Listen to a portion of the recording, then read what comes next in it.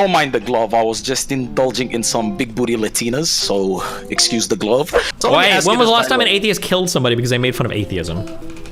Till he shows me otherwise, I will believe that his conversion is honest.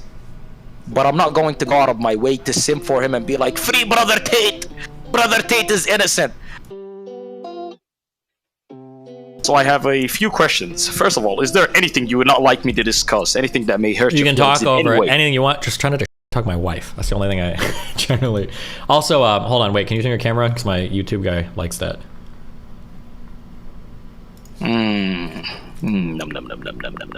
Or do you need to go to your mask or whatever? I don't know.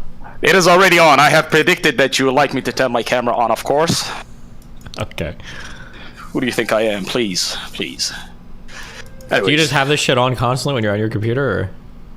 Yes, of course. I am in my element when I have my mask on. It's my Batman mask. Without it, I'm Bruce Wayne. So, your wife's off limits. Of course, I'm a respectful man. I was never going to bring her up. Okay. The second thing that I would like to speak on is your hatred of Islam. I would love to know, where does it come from? It's two parts. One is I'm gonna disagree probably with a lot of the social values that come from Islam, and then secondly is I don't like claims made about like supernatural things like gods and stuff like that. So whichever one of those. So would you say that you are not into mysticism, for example? Yeah, that's correct. So I have a few questions, and don't mind the glove. I was just indulging in some big booty Latinas, so excuse the glove. So okay. Why would you say you're against mysticism, even though you cannot have any rational explanation as to where we come from as human beings? I don't like it when people believe in mystical things because they often use those things that they believe in that they can't prove to make claims about the world that we can prove, and that's a destructive thing, I think. There's going to be some questions that are probably unknowable, or answers that are unknowable, like where did we come from, or do we have purpose in the universe, or whatever.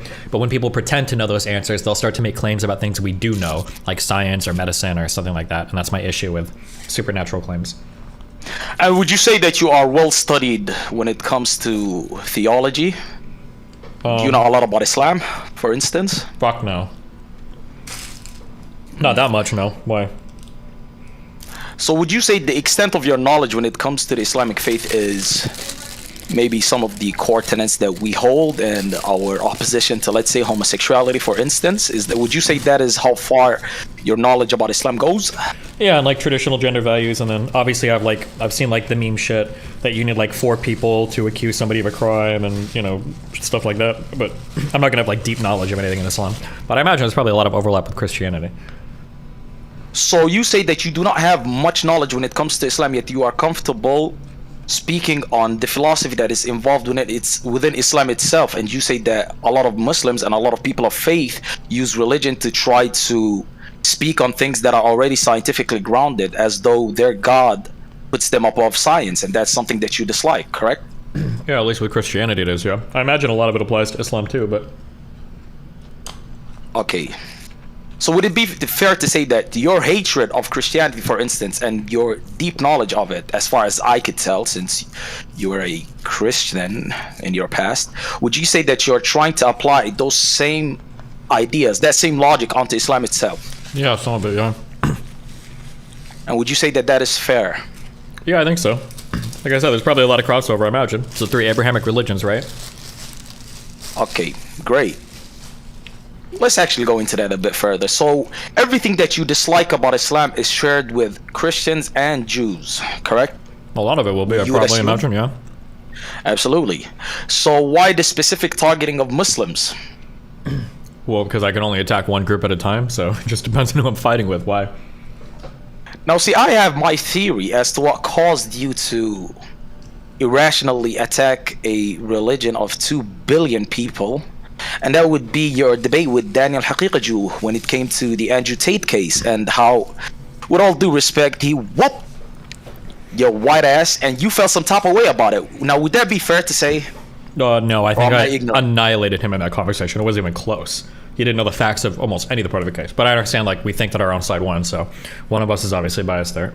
I'll leave that to the audience to interpret. Of course. Now, what are you eating, by the way? It's chicken and rice, fried rice. No pork, don't worry. Okay, alhamdulillah. Okay, you should have started with Bismillah, but that's neither here nor there. My bad. So, you say that you do not attack Christianity and Judaism because you can only attack one group at a time. But as far as I recall, you've never actually ever came at Judaism, for instance. And as a person that values his material quite a lot, would you say that the reason that you do not come at Judaism is because it could affect your bottom line, for instance? No. I just made an anti-Jewish joke last night to Aiden Ross. Does that count? That is nowhere near. That is nowhere near whatsoever the type of jokes that you made about Islam. And by the way, I will not harp too much on the whole mining the Kaaba thing. Like I told you, I found it comical, not because the nature of the joke, but because of, for lack of a better way of putting it, the balls that it fucking took to retardedly put that out into the fucking world, knowing the consequences that is faced by many that disrespect the Islamic faith. And you know, I hold no sympathy for people that go out of their way to put themselves in harm's way, right? If you knew the consequences of coming at a religion such as ours, I'm not going to defend you from being attacked or, you know, harassed, but of course I would denounce people trying to kill you. And by the way, funny enough, when I did say my name that day that we were debating, I did specifically fucking spell it out because I knew that there would be quite a few illiterate fucking people in your chat, and I was proven correct because people cannot seem to spell my name correctly. It's Qorantos, not Qurantos. Now, ladies and gentlemen, I understand that it is Qorantos, but it's not based in the Quran, right? So please do not do that. That is quite rude. And of course, you guys care about my feelings. Clearly, I saw all the comments that you left. So let me ask you this: It's hard. The The reason why there's an asymmetry there is it's really hard to trigger Christians and Jewish people, as easy as it is to trigger like Muslims. Like, can you So give me you an say- example? Like, how could I trigger Jews and Christians, like theologically? How can I trigger them as much as I can trigger a Muslim by just posting a picture of the Prophet, peace be upon him, on Twitter? MashaAllah, beautiful. So I'd say that we are all equally sensitive when it comes to our faiths. It's just that Muslims are the only ones that are capable of action when it comes to being intolerant to people that want to go out of their way to mock our religion. Now, Aren't there even when it more comes- Christians than Muslims? Oh no, there are certainly are quite a few more Christians than Muslims, but I would say that there are much more Muslims that are willing to actually stand up for their faith than Christians. If you were to look at Christianity, the vast majority of jokes that are made are actually made by Christians themselves. If you were to look at Family Guy or American Dad or any of these cartoons, a lot of the humor that is religiously based or about Jesus actually comes from Christians themselves. You would never see a Muslim go out of his way to disrespect our prophet or to disrespect God in any way, shape, or form, would you? So most of the time it's self-inflicted. Okay, sure, but again, then that just recenters my other point. If they're already making fun of themselves, it seems like there's nothing I can say that will trigger like a Christian or a Jew as much as I can trigger somebody that follows Islam. Now that would be a generalization because there's actually quite a few Christians that would stand up for their faith, but of course they try give to. me an example. Like, what could I tweet out right now that would trigger? That's like theological in origin. What could I tweet out that would trigger like Christians or Jews as much as Muslims? I mean, it is quite easy to trigger Jews, to be fair, right? You could point out some of their quite abhorrent traditions. But this is the seen thing some of is, them, for I don't instance. think Jewish people defend most of this shit anymore, right? Like if I tweet out there was that like you suck the blood after circumcision of a baby dick or whatever. Like if I tweet shit like that, like most Jews people are gonna be like, that's fucking crazy. Yeah, we don't do that shit anymore. Like I think I might have even made it to like, but like no Jewish person cares. Oh, that's the excuse that you actually used when it came to attacking the Prophet and his marriage with Aisha. You said that there's a lot of Muslims that go out of their way to defend 9-year-old marriages even today, and that is why you came out with your jokes. Well, a little bit, yeah. Wasn't Because the reasoning? the David Hickey Kiki guy or whatever was like making a whole presentation on how it can be okay to marry underage brides. I don't know if anybody has the video, but he has like a whole thing on how like marrying underage brides can be like really beautiful and okay today in a lot of countries. So. When you say a lot of countries, do you recognize, because you were quite complimentary of the United States of America, right? As you said, peace be upon it, your liberal haven. You do realize that there's an incredible amount of child marriages that is being allowed in the United States under parent supervision. You do realize that, correct? Yeah, that might be the case, but I think there's a special issue with it when it comes to Muslim majority countries, and I believe in the world that's still like an issue. I think child marriages are pretty frowned upon in the United States. I don't know what the legality of them is right now. I think it's a state-by-state thing, but I feel like the vast majority of states allow it, by the way. When you say child marriage, what do you mean by that? As in people under the age of 18 being married off to people over the age of 18. And a lot of times these happen due to cultural reasons, religious reasons, and also due to early pregnancy. Now, you cannot deny that that happens because that is something that you could actually look up and confirm yourself. Now, why don't you go out of your way and call out Christians for that quote-unquote abhorrent behavior? Right? Or why don't you go out of your way to call out Hindus, for example, where a lot of their festivals are very, very, very degenerate. For example, the recent festival, Holi, I think it's called, right? Where they went out of their way to purposefully grope and sexually assault numerous amounts of women. Why don't you call those out? Because a lot of the times I see a specific focus on Muslims, especially from people like you. And if you were to focus on your community, a lot of the times they are very, very, very antagonistic towards Muslims. But when you had your whole anti-misogyny arc going on, even if you had the most fucking retarded women, which by the way, you have an incredible ability of selecting, right? Even if you had those women on your platform, nobody could even utter a single word of disrespect to them without being banned. Yet you are 100% comfortable with people going out of their way to disrespect Islam, to make Islamophobic jokes. By the way, jokes that themselves could lead to violence. And I know you tried to brush that point aside when we had our debate, but you do recognize that the exact same of humor and language that you partake in is the exact same one that a lot of Islamophobes that go and actively harm Muslims engage in. Correct? Swallow, by the way. Swallow, please. Take your time. I'm not here to rush you. Thank you. Much mahala. What the fuck did you just say? Sorry. It didn't come out right. Okay. There's a difference between shitting on women versus shitting on Islam. I don't hate women, and I wouldn't want my audience to come away thinking I hate women, but I do hate organized religion, and if people want to make fun of some organized religion, that's fine. In places where child marriages are still allowed in the United States with parental consent, I'm pretty sure we criticize that. I don't know, what do you say what country you live in? I live in Malaysia currently. Okay, in the United States, there was a politician called Roy Moore, and it came out that he had partaken in a marriage of, we'll say, questionable ages, or at least sexual relationships a long time ago. And I think most people in the United States, me included, came out pretty hard against him for that. I don't think anybody supported him in the stuff, because it was like a 14-year-old girl, I think when he was like 30 or something like that. So I mean, like when it happens in the United States, I'm not going to support it here either. When Christians do it, I'm not going to support it here either. I'm pretty sure there are some pretty radical Christians around the world, especially like in South Sudan. I'm not going to support them. But it seems like there's a lot more, like if I go online and I go on Twitter and I say, marrying children as Christians is abhorrent and our parents shouldn't allow us to do that, I don't know if I would get any pushback. Most people, even Christians, would probably agree. But if I were to say the same thing about Islam, I think I would get death threats. And that's based off of what, by the way? Based off of your singular experience? Well, based off my 12 years of experience of fighting with a lot of different groups of people on the internet, I've never received anywhere near the level of pushback that I got when I made some Muslim jokes. I think I got over it. Those are Muslim jokes. That's not criticism of child marriage. Those are not equal. No, but I'm just saying anything. I made anti-Jewish jokes. I made a ton of anti-Christian jokes, especially in my earlier days. And those groups just don't seem to get as offended or be willing to like threaten to kill you as Muslims are over their jokes. And then historically, like when we look at like Charlie Hebdo, or there was that teacher in France, like it seems like Muslims are a little bit more keen to kill people that make fun of their religion than Christians are. Yeah, go ahead. Actually, that's another Islamophobic trope that a lot of people are peddling, especially in the West. I've seen that value taming guy go on. Well, wait, didn't you just say that in this conversation? Didn't you say we're the last ones willing to defend our religion?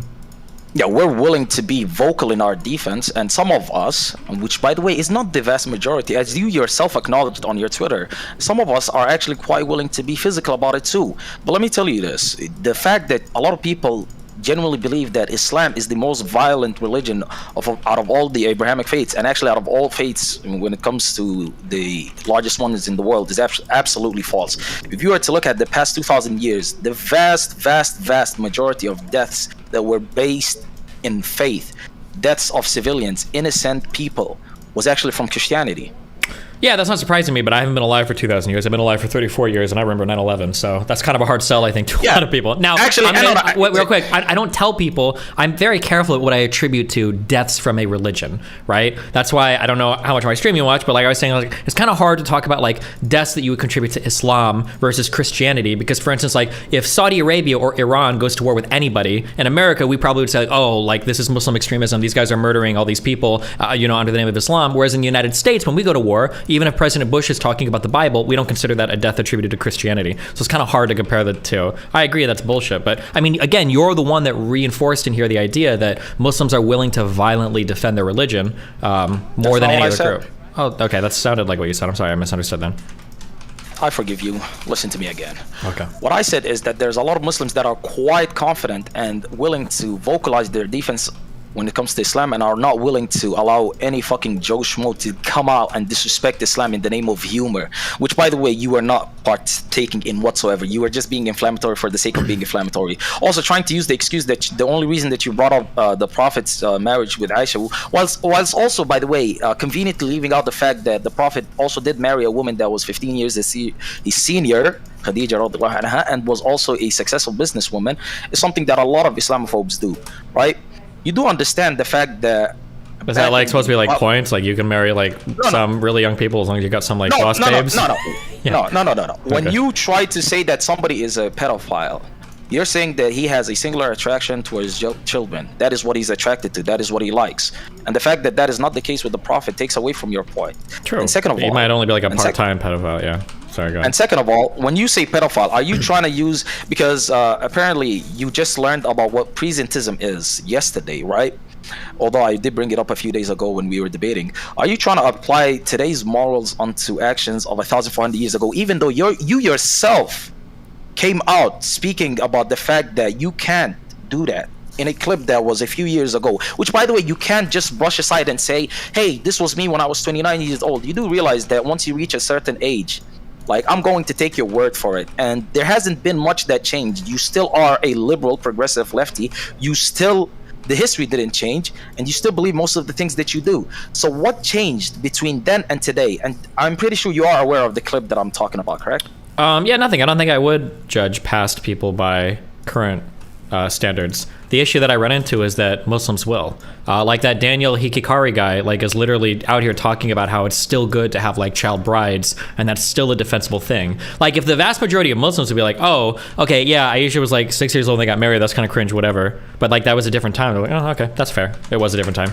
Like, I'd probably just move on from it. But like, I mean, like, but if people are going to defend it hardcore and they're going to be like very big on it, well, then of course we're going to, well, hold on. Well, what does it mean to be a pedophile? You're really attracted to a 6-year-old, really? Of course, I'm going to lean into it a lot more, right?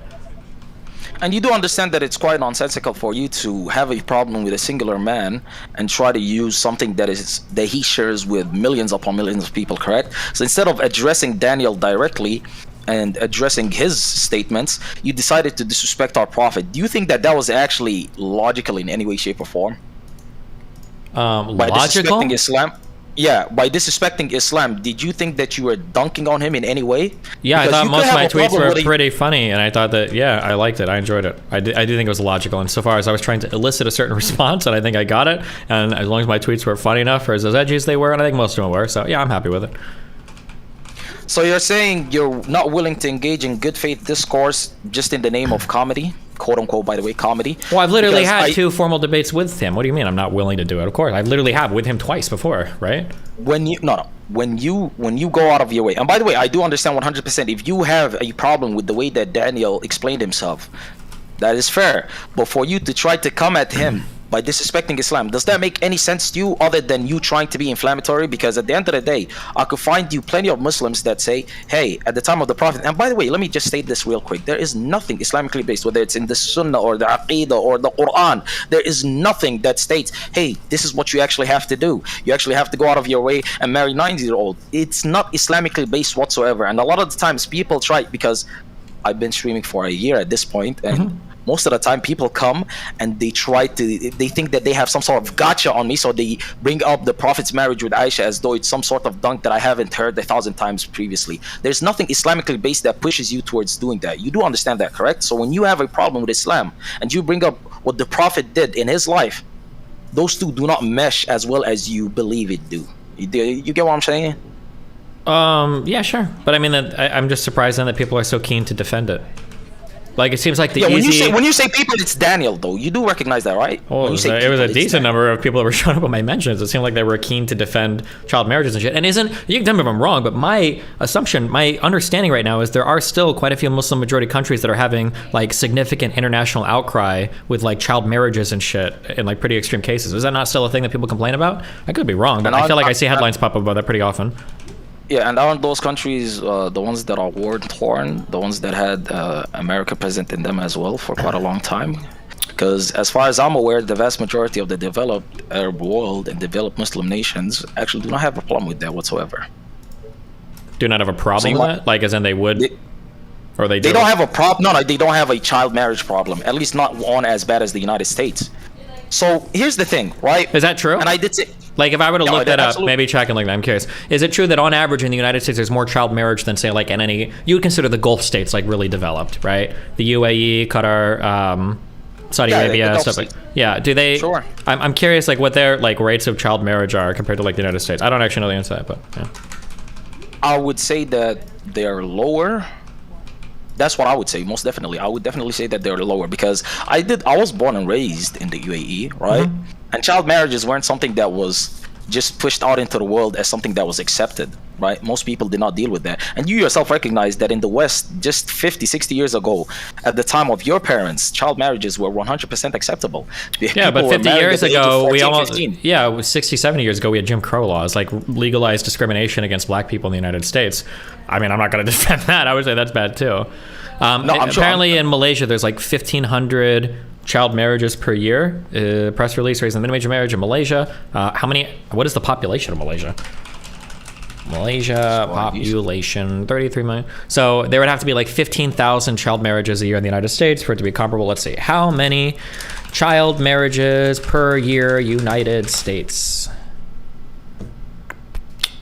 This looks like it is 237 divided by 19, about 12,000 a year. Oh, maybe it's a little comparable then. Listen, I'm not gonna press you on that W point that I just scored, but let me just tell you this real quick. Mm-hmm. Wait, hold on. To be clear, I don't support child marriage. I don't either. We can agree on something beautiful, right? Amazing. But check this out, right? You do understand that. I'd even go real quick one step further. I'd probably say that my guess is going to be in the United States. And you can look down on this too. My guess is going to be the place in the United States to support childhood marriage are probably going to be more Christian places, which are again another one of the three Abrahamic religions that I would shit on, right?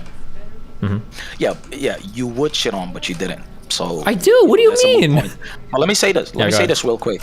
So when you brought up Malaysia, by the way, mm-hmm. the vast majority of people in Malaysia completely denounce and bitch about the fact that that is even fucking possible, and it's a small minority that engages in child marriages, like a small tribe that engages in it. So even then, it's not normalized in Malaysia itself. So I say all of these things, by the way. My biggest gripe with you, because I can't argue, hey, I find retarded shit funny. Like, you're an edgelord. I've never seen eye to eye with edgelord, so yeah. I can't fucking say, hey, stop doing shit that you deem funny. So you're gonna keep being disrespectful in the name of comedy, and so be it. I'm not going to argue with you on that.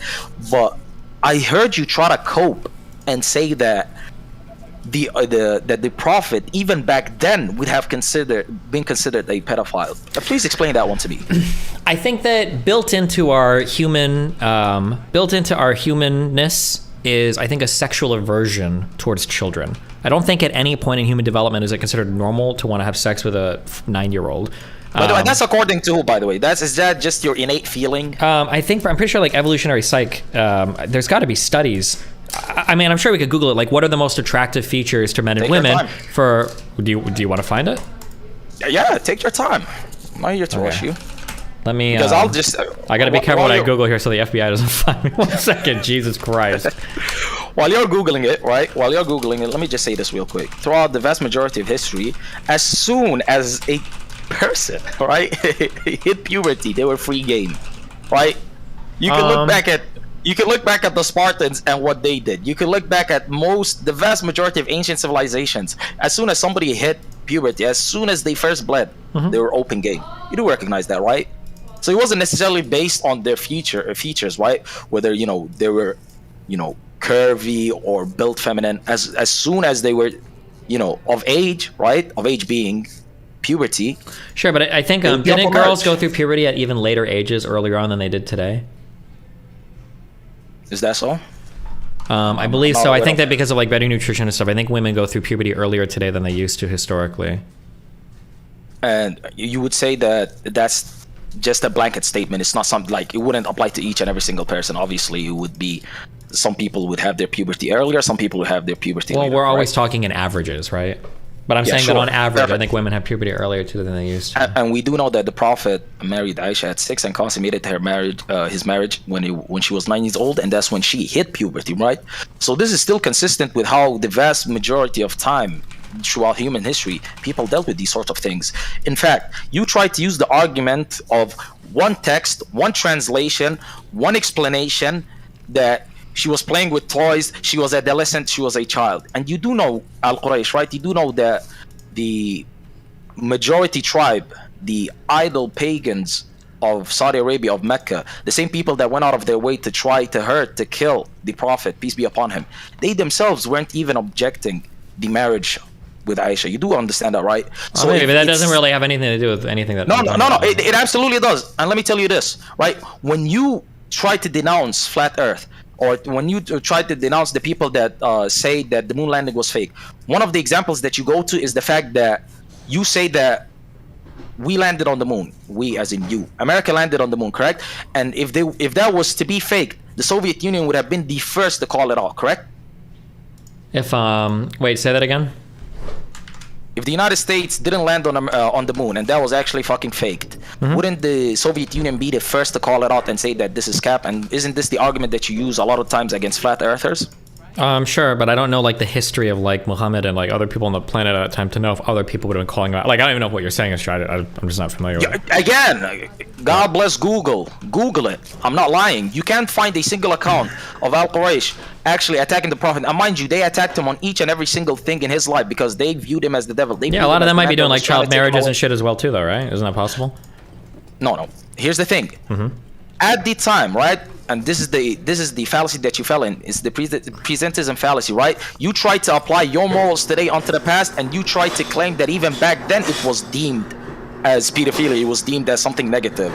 So you do acknowledge the fact that even back then that was something that was completely normal, right? So why would you say marry 9-year-olds? Okay, can I ask you first on that? Let me, because I'm not about to fucking Google. I didn't know we were having a formal fucking debate on the age of consent in fucking 20 years ago. So I'm curious, what was the average age of marriage? Didn't I fucking tell you that I'm going to debate you on the age of consent? I gave you prep time. Like did you? Batman. Yes. You don't fucking read the shit, dude. You said, let me know if you're ever down to debate age of consent without any restrictions. I thought you wanted yes. I thought you were arguing about whether or not we should be able to, in modern times, have like an age of consent. Not that you wanted to have a historical... Do I look like EDP? Well, I don't know, but your message, that's what it reads like. There's a lot of things that I wanted to touch on during our debate, but couldn't do it to moderate. You said, let me know if you're ever down to debate age of consent without any restrictions. I thought there was like modern... Yes. I didn't know you wanted to say like, what is the historical norms for like marriage and age of consent? I don't know what the fuck you mean by that. Listen, I know without prep time, you're like Batman with no fucking abilities fighting Darkseid, right? You can have your time looking up what historically it was. I have no problem with it, right? And you're much more savvy with the keyboard since, I do touch grass, although, body-wise, I look like you, which is, a problem since I'm like 10 years your fucking junior. But that's neither here or there. It was the norm. Nobody complained about it. It wasn't an issue, right? But you tried to claim, sneakily by the way, you tried to claim that it was even frowned upon back then, which it wasn't. I would imagine it's not frowned upon. I would say that biologically, ever wanting to fuck children is probably going to be like an abnormality, because I don't know if like our species would like propagate, because you can't really have like healthy births at 9 years old, all right, or 10 years old. The vast, and you could look this up, for the most part, throughout our human history, once they hit puberty, they were free game. Is that not true? Hell, that was true 60 years ago. Yeah, but the average age of puberty back then was like 16 years old. Yes, and the average... Yeah, but again, you're trying to claim that it's not true then. Now you're trying to claim that she didn't hit puberty at 9 then, right? She might have. I don't know what she looked like. I don't think there are any pictures from back then. I don't know if you're even allowed to take a picture of her. Yeah. Sorry. So stop it. So now why are you trying to claim that the age which puberty was hit was 16 years old? Why should that matter then? Why should it matter? Because at the end of the day, right, it is different I guess for each and every it single is person. sure. It is conceivable that maybe she just had some weird thing going on. Maybe Allah, peace be upon them, infused her with super growth hormone or some shit. You know we don't worship God, first of all, astaghfirullah. We don't worship Prophet Muhammad, peace be upon him, number one. You do understand that, right? Because you did say that a couple of times ignorantly. That you can't And wish number peace. two- Why can't Allah have some fucking peace? No, you say Allah subhanahu wa ta'ala. Oh, Allah You don't say subhanahu peace be- wa ta'ala. Okay. But you almost had it, dickhead. Why you rat the fuck around? Okay. It is conceivable, I guess, that it is conceivable that she matured very quickly back then, but it feels like the other accounts of like her playing with dolls and everything seem to kind of contradict that. Makes it seem like she was Yeah. still like very much a child and in like a childlike state. Yeah, but Yeah. the fact that you cannot find a single account of the predominant tribe of Mecca at the time where the Prophet resided had any qualms about his marriage with Aisha, which I promise you, if they had any issue with it, they would have. Couldn't they used it also to been attack engaging him. in practices that I wouldn't agree with, or you're just focusing on the historical No. historical norms? No, I'm focusing on the historical norm because you tried to claim that even back then it would be considered pedophilia, and when I press you on that, what do you keep saying? But Okay, hey, man, I didn't know that age of consent meant historical. I will do research on this, okay, and we'll revisit this topic, and I'll find out what were the historical norms. you have to fucking do research about. You know, I never prepare for a single debate in my life. This is kind of fucking disappointing.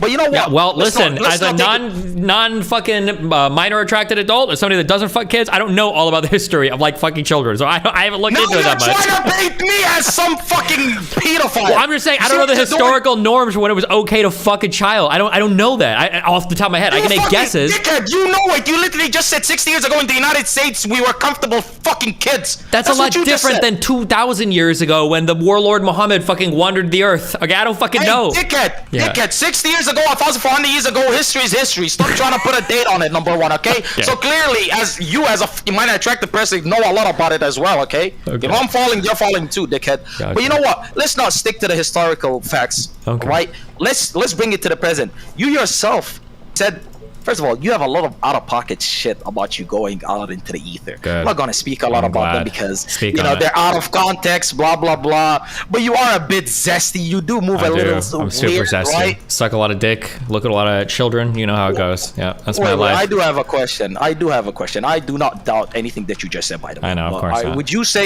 you say that you are a top or a bottom, by the way? I'm just curious. You know, I don't actually really like anal sex at all. So, is that okay? so you're saying you're a top.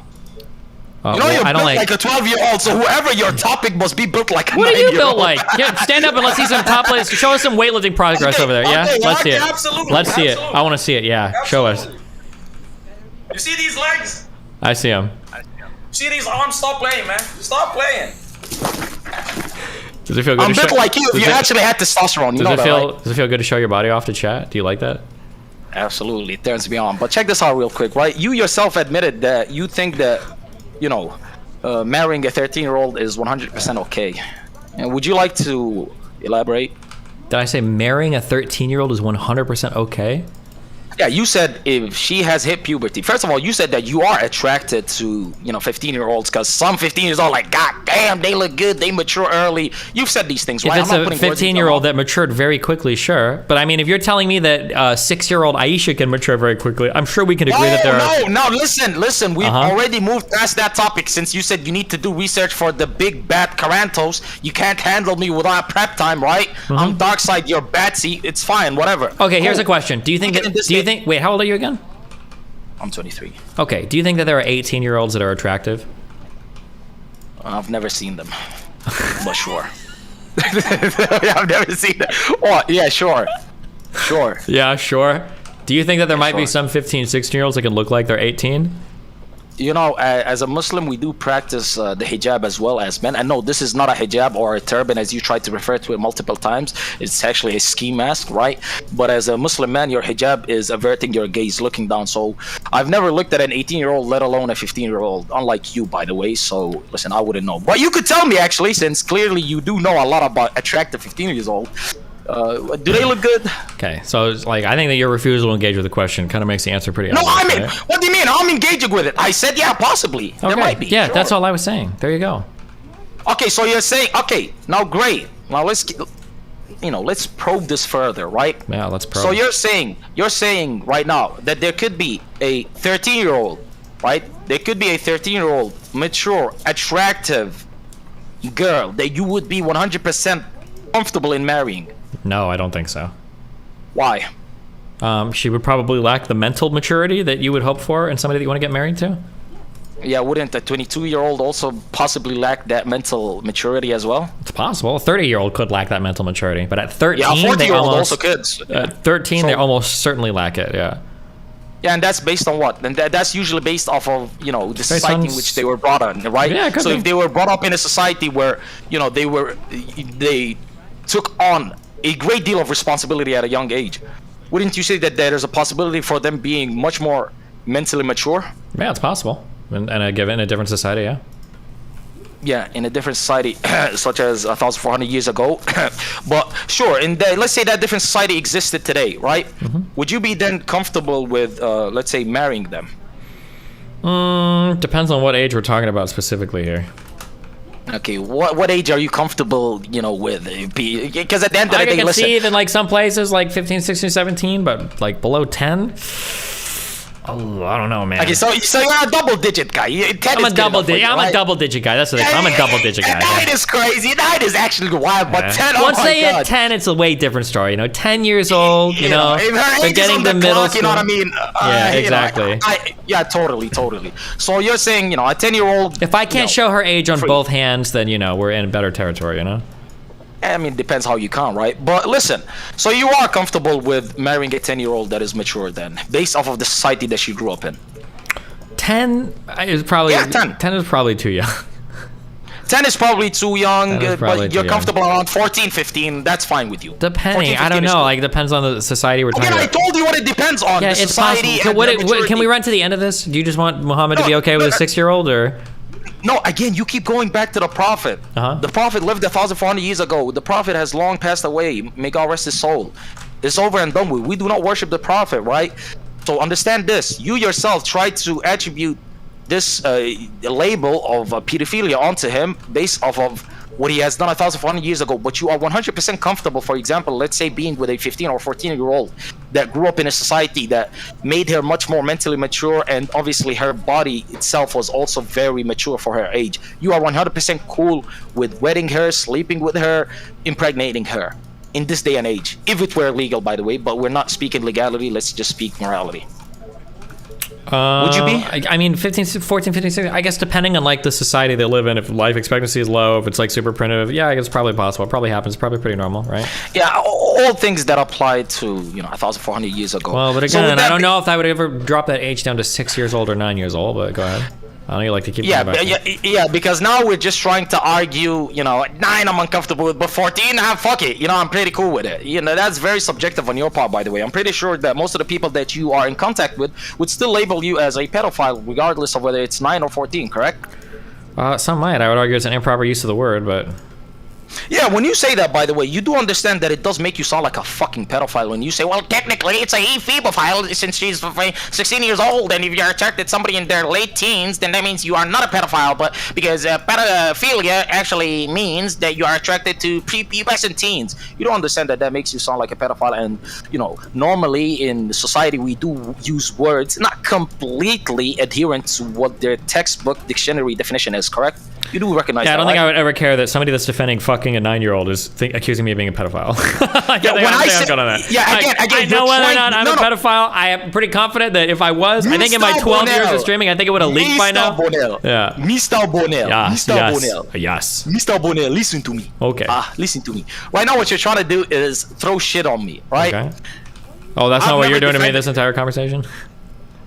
You're so sensitive. It's so fucking cute. Come on, have tougher skin than that. Come on, I'm man. super. The fact that I'm having this conversation with you means I have tough skin, my dude. Well, are you being offended in every... Yeah, kind of. Are you being offended in any way? Tell me one singular thing that I've said to hurt your feelings, and I promise I'll apologize to you right now. I'm sure there You're not isn't hurting my any, feelings. so But let me- obviously, the goal of the conversation is try to paint me as a pedophile or pedophile apologist, right?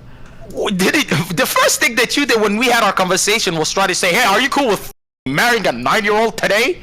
Pretty sure you tried to torpedo jacking me the moment you spoke to me. Well, no, I was So let's be asking fair. that because people like the Daniel Hikikiki guy, like actually like are modern day like trying to defend. I think like even marrying that young, I'm pretty sure. I feel like that was the thing I saw. Yes, because once you've seen one Muslim, you've seen them all, correct? Right? Because that's Well, how no, you but that was operate. one of the That is guys I was how- fighting with. But it did seem like there were a surprising number of them like arguing with that interpretation of my tweets. But maybe it's not representative. Maybe most Muslims don't believe that. You know.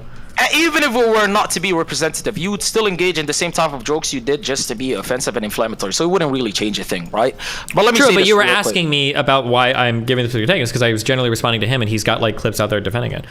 But yeah, I'd still make fun of Muslims anyway. Yeah, my making fun of any organized religion isn't contingent upon some historical fact related to how old. Yeah, it's because you're Muhammad- an atheist. It's because you're an atheist, and apparently a core tenet of atheism is shitting on religion every chance you get. Yeah, right? part of it is. That's Yeah, why sure. We all love atheists because they are not the most obnoxious creatures that you'll ever come across. We all love them, right? So let me Wait, ask when you was the this, last by time the an way. atheist killed somebody because they made fun of atheism? I'm pretty sure that there's quite a lot of fucking atheists that go out of their way to cause harm to people. Now, Sure, it but may how not many be atheists directly- murder somebody because you paint like a picture of the flying spaghetti monster or somebody, right? It seems like Muslims Yeah, are. because they worship the flying spaghetti monster, correct? Do you think you're worshiping but- something gives you a justification for murdering people for making fun of it? No, when people go out of their way to spit. By the way, stop trying to fucking get me to justify murder, because that's not what I'm doing. Oh, But I'm sorry. when Physically people- attack when pe- somebody. My bad. Thank you. No See, problem. now you're being good faith, right? It's the game. It's getting to your brain, right? So you need to understand this, right? For the vast majority of people on planet Earth, they are 100% comfortable defending anything that they believe in using physical violence. And the only people that do not resort to it are not the educated ones or the intelligent ones, are the people that stand at a towering 5'1", such as yourself, and are incapable of actually defending anything that they stand up for, right? You do understand that, right? The vast majority of people, if they are disrespected, if somebody goes out of their way to mock them or to disrespect them in any way, they usually respond with physical violence. So you act like it's something that is completely out of human nature, which it isn't at all. It might Not be one part of single human bit. nature. I don't care if it's part of human nature. In civilized society, we do a lot of things that are against human nature, right? That's the Yeah, whole point I of mean, being in civilized civilized. That's what society, separates us from children our animals, right? I mean, listen, what is civilized society to you then? I imagine civilized society is where we resist some of our baser human instincts in order to come together and create a society that serves everybody better than it would otherwise if we were all just like out here raping, murdering, and stealing from each other. Name me a civilized society in this day and age that you actually love. The United States of America. Yeah, the same civilized society that kills children, or children killing children with guns. You know, I mean, listen, your society is so civilized that. I'm sorry, hold on. you What guys country do you shouldn't live in kill where it. there's no violence at all? Wait, I'm pretty sure the country that I live in, I've never had to go to school with the fear of my life being taken by some fucking kid with an AR. And all of us You in the know that, United right? States, we all condemn that. That's not good. It's not like we support it. You're right here justifying violence, and you're trying to counter your justification of violence by saying sometimes violence happens in my country that we don't justify. Hold on, Steve. Yeah. Steve, relax. I'm super relaxed. I'm not you here know- trying to justify. Wait, you understand that you're like driving I'm pointing this. out the fact that your liberal society is not as utopian and as beautiful. Did as I you ever try say to that my make it liberal to be. society was utopian? Wait, your Discord's kind of lagging. 1 second. I say something. Did I ever say that my liberal society was utopian? No, you try to speak of it as some sort of fucking beacon for I the rest didn't of the speak world, of it as some sort beacon. of You shining asked light. me You what makes absolutely something did. civilized, and I said that civilization, in my opinion, is kind of resisting some of our baser urges to do our more primal activities And I asked in you order for a to great have example of and a it, great and you example, pointed out I the believe, United is the States. United States of America. Just because the United States isn't perfect doesn't mean that I can't use it as an example of a society that is trying to resist. And I think there's a lot of, it's not just the U.S., like all of Scandinavia, all of Europe, most of Asia, most of Africa, most of South America, like every country on the planet is like civilized, or every continent on the planet is civilized societies, right? Do you disagree with my definition? How would you define it? No. I don't agree with your definition, but the fact that Yeah, how would you went define to it the then? United Tell States, me. Give me something to work with instead of just constantly attacking every single thing I say. What would you define as like society, or what does civilized mean to you? a society where people from different walks of life could coexist together peacefully. Do you think that's easier or harder in a Christian society versus a Muslim one? I do believe if you were to look at historical context, the vast I'm not majority asking about of historical. I'm saying today. Do you think I'm are you more likely to be killed for your religion in a Muslim society or in a Christian one? I wouldn't be able to tell you because I don't think you'd be killed for it in either. I mean, there are certain cases of extremists going out of their way to cause harm Who's to more you. likely to kill apostates, Muslims or Christians? Yeah, but an apostate is somebody who went out of the fold of the religion, not somebody who started off as being, outside of the faith. So Okay, that so you question doesn't concede make no that sense. it would. So in terms No, of like, that doesn't concede anything though. You said which one would kill the other for not being part of their faith, and then you tried to say that which one would kill the other for leaving their faith. well, I think Those there's are not probably the same going to thing. be a bit of a crossover there. Would be my guess, right? Not necessarily. You don't think so? You think there's a group of people that would murder people for leaving their faith, but they're actually super chill with people that aren't part of their faith? You don't think there's going to be a little bit of a crossover there? Yeah, because there's absolutely nothing Islamically based that causes us to go out of our way to kill non-believers. Really? None- Is it not the none case that whatsoever. there are like Muslim countries where people that are part of a different religious sect have like special taxes or things placed on them, or are treated differently than people that are of like the native? Is it not the case that like Sunnis and Shias like fight with each other all the time in the Middle East? Are there not like big religious divides there? Didn't this happen a lot in Iraq under Saddam Hussein, and then under the new government where Sunnis were oppressing Shias, the Ba'ath Party, or where Shias were fighting with Sunnis? Doesn't this happen a lot in Muslim countries, or no? Am I making this up? I would say this: the separation that we have created amongst each other when it comes to Sunnis and Shias, for instance, that's something that is actually not Islamically based, because the Prophet Muhammad sallallahu alaihi wasallam. I don't care. I'm just asking what's happening. I'm You're giving making you an excuses. explanation. I will answer your question. It's not an excuse. You just don't like answers that don't fit your fucking criteria, right? Well, you're getting Now, away. hold You're on. explaining to me how it's not truly your religion, which is fine. But I'm just asking, as a fact of the matter, are you more likely to experience violence for being, say, one religion in a country that is majority Christian or majority Muslim? Because you are not that religion, which is the majority, right? I Yeah. would say it's not a Muslim, not Muslim nations. No, absolutely not. Okay. Absolutely My not. because- understanding is that that is absolutely the case, but maybe my data is wrong. I don't know. Yeah. So could I actually give you the background that you deny, right? The background that you don't want to listen to. The fact Yeah, you that can tell throughout me that. history- Well, in Islam, it's actually not blah blah blah, but that's not really relevant if it happens. That's not it. Okay, No, tell that's me. not it. Go ahead. Throughout the vast majority of history, right, Muslims would not kill those that were non-believers. So, for example, when they've conquered a village or when they've conquered a certain area, they wouldn't kill those people that resided in those areas had they not converted to Islam. They would actually apply what you spoke about right now, a tax, which is called a jizya, right? They would have to pay in order to maintain their house, maintain their place without being disturbed by anybody, and also they wouldn't be compelled or forced to fight on behalf of a ruling class or a government that they do not believe in. So for instance, if you were, let's say, a Jewish male of fighting age, you wouldn't be forced to fight for a Muslim cause since you pay jizya, and that in itself is a mercy. You say Absolutely, is it called jizya? Yes, it is. Okay, just kidding. Like, okay, jizya. Okay, you guys are so fucking goofy. Well, I was Congratulations. just That's asking. another fucking language. I just wanted to know what it was called. You guys are being fucking goofy. I'm sorry. Listen, yeah, sure, it's called jizya, absolutely. Okay, that's so fine. that That's in cool. itself is not a negative. Listen, you fucking pay taxes, okay? That in itself Yeah, is I don't pay fucking taxes tax. because of my I'm religion, sorry. though. Damn, that's. I'm sorry, and I don't pay taxes just because I fucking was born on a plot of fucking land. I'm sorry. You've been sold a fucking lie, by the way. Let me just say that real quick. Okay. And you bear with it because, again, it's not based in faith. And listen, there's no mysticism. Although I cannot explain to you what the Big Bang is, I cannot explain to you how 4.5 billion years ago this fucking flaming ball of fire suddenly formed human life in it that is sentient and that has a soul. And you know what? As scientists can't even explain what a fucking soul is, right? You keep trying to claim that there isn't mysticism involved within science. Although I would say that a lot of science is based in mysticism and belief. Right? By the way, listen. Do you think that not understand- having the answer for something is the same as claiming you have the answer for something with no evidence? You say no evidence. I just genuinely do believe, according to what you said, a man who hasn't looked into the Quran, a man who hasn't looked into Islam, you do not know what we believe. And there's quite a few great content creators, Muslim content creators, that would genuinely sit and explain to you from a philosophical point of view why what we believe is grounded in truth. Now, when you hear faith, you just completely believe that it's just a belief in a higher power with no logic attached to it, correct? Well, there's Right? logic, but I mean, it doesn't necessarily mean it's like empirically grounded, right? But have you spoken to anybody that, let's say, is a master in the field, for instance, somebody who's well educated on Islam, somebody who actually knows a lot about the faith itself? Have you spoken to any of those people? I had a debate with that Daniel Hikakari guy who. Yeah, but your debate wasn't based in the in the philosophy of Islam. Yeah. Most of your debate If you were was to sell me on Allah being a real dude, what would your top 2 points be? Sell you on Allah.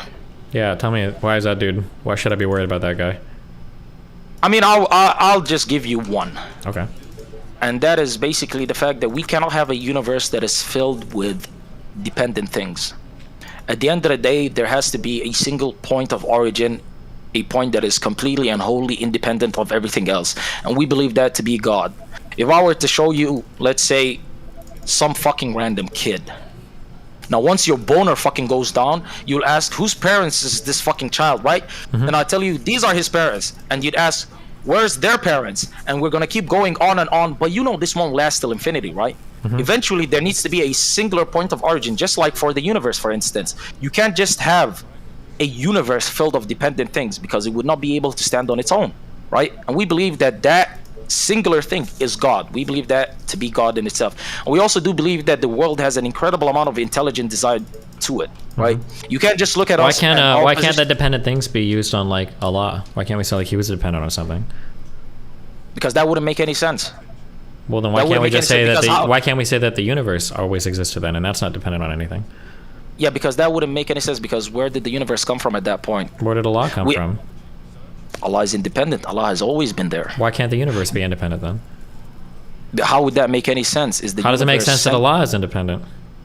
Because we believe that Allah is an entity that is actually conscious and aware. Would you say that the universe is alive? Does something need to be alive to be independent?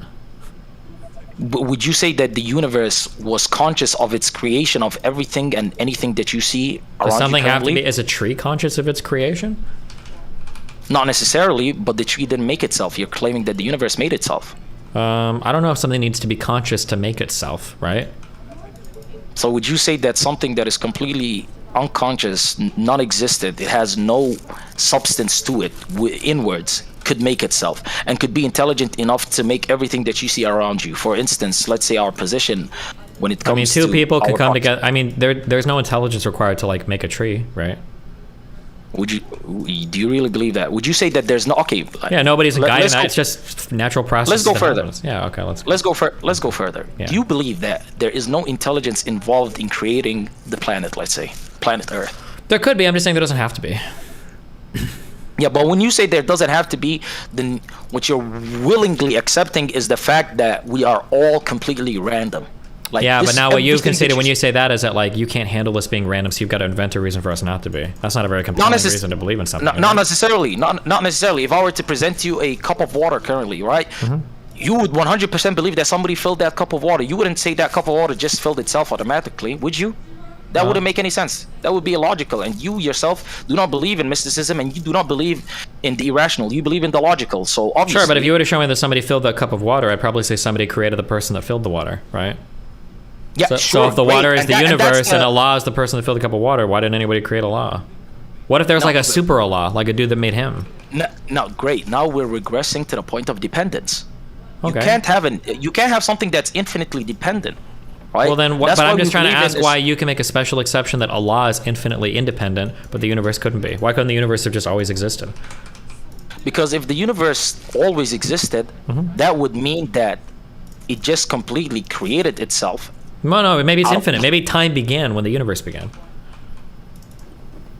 Maybe time began when the universe began, but you have nothing that proves that, by the You way. don't have anything that proves that Allah created the universe.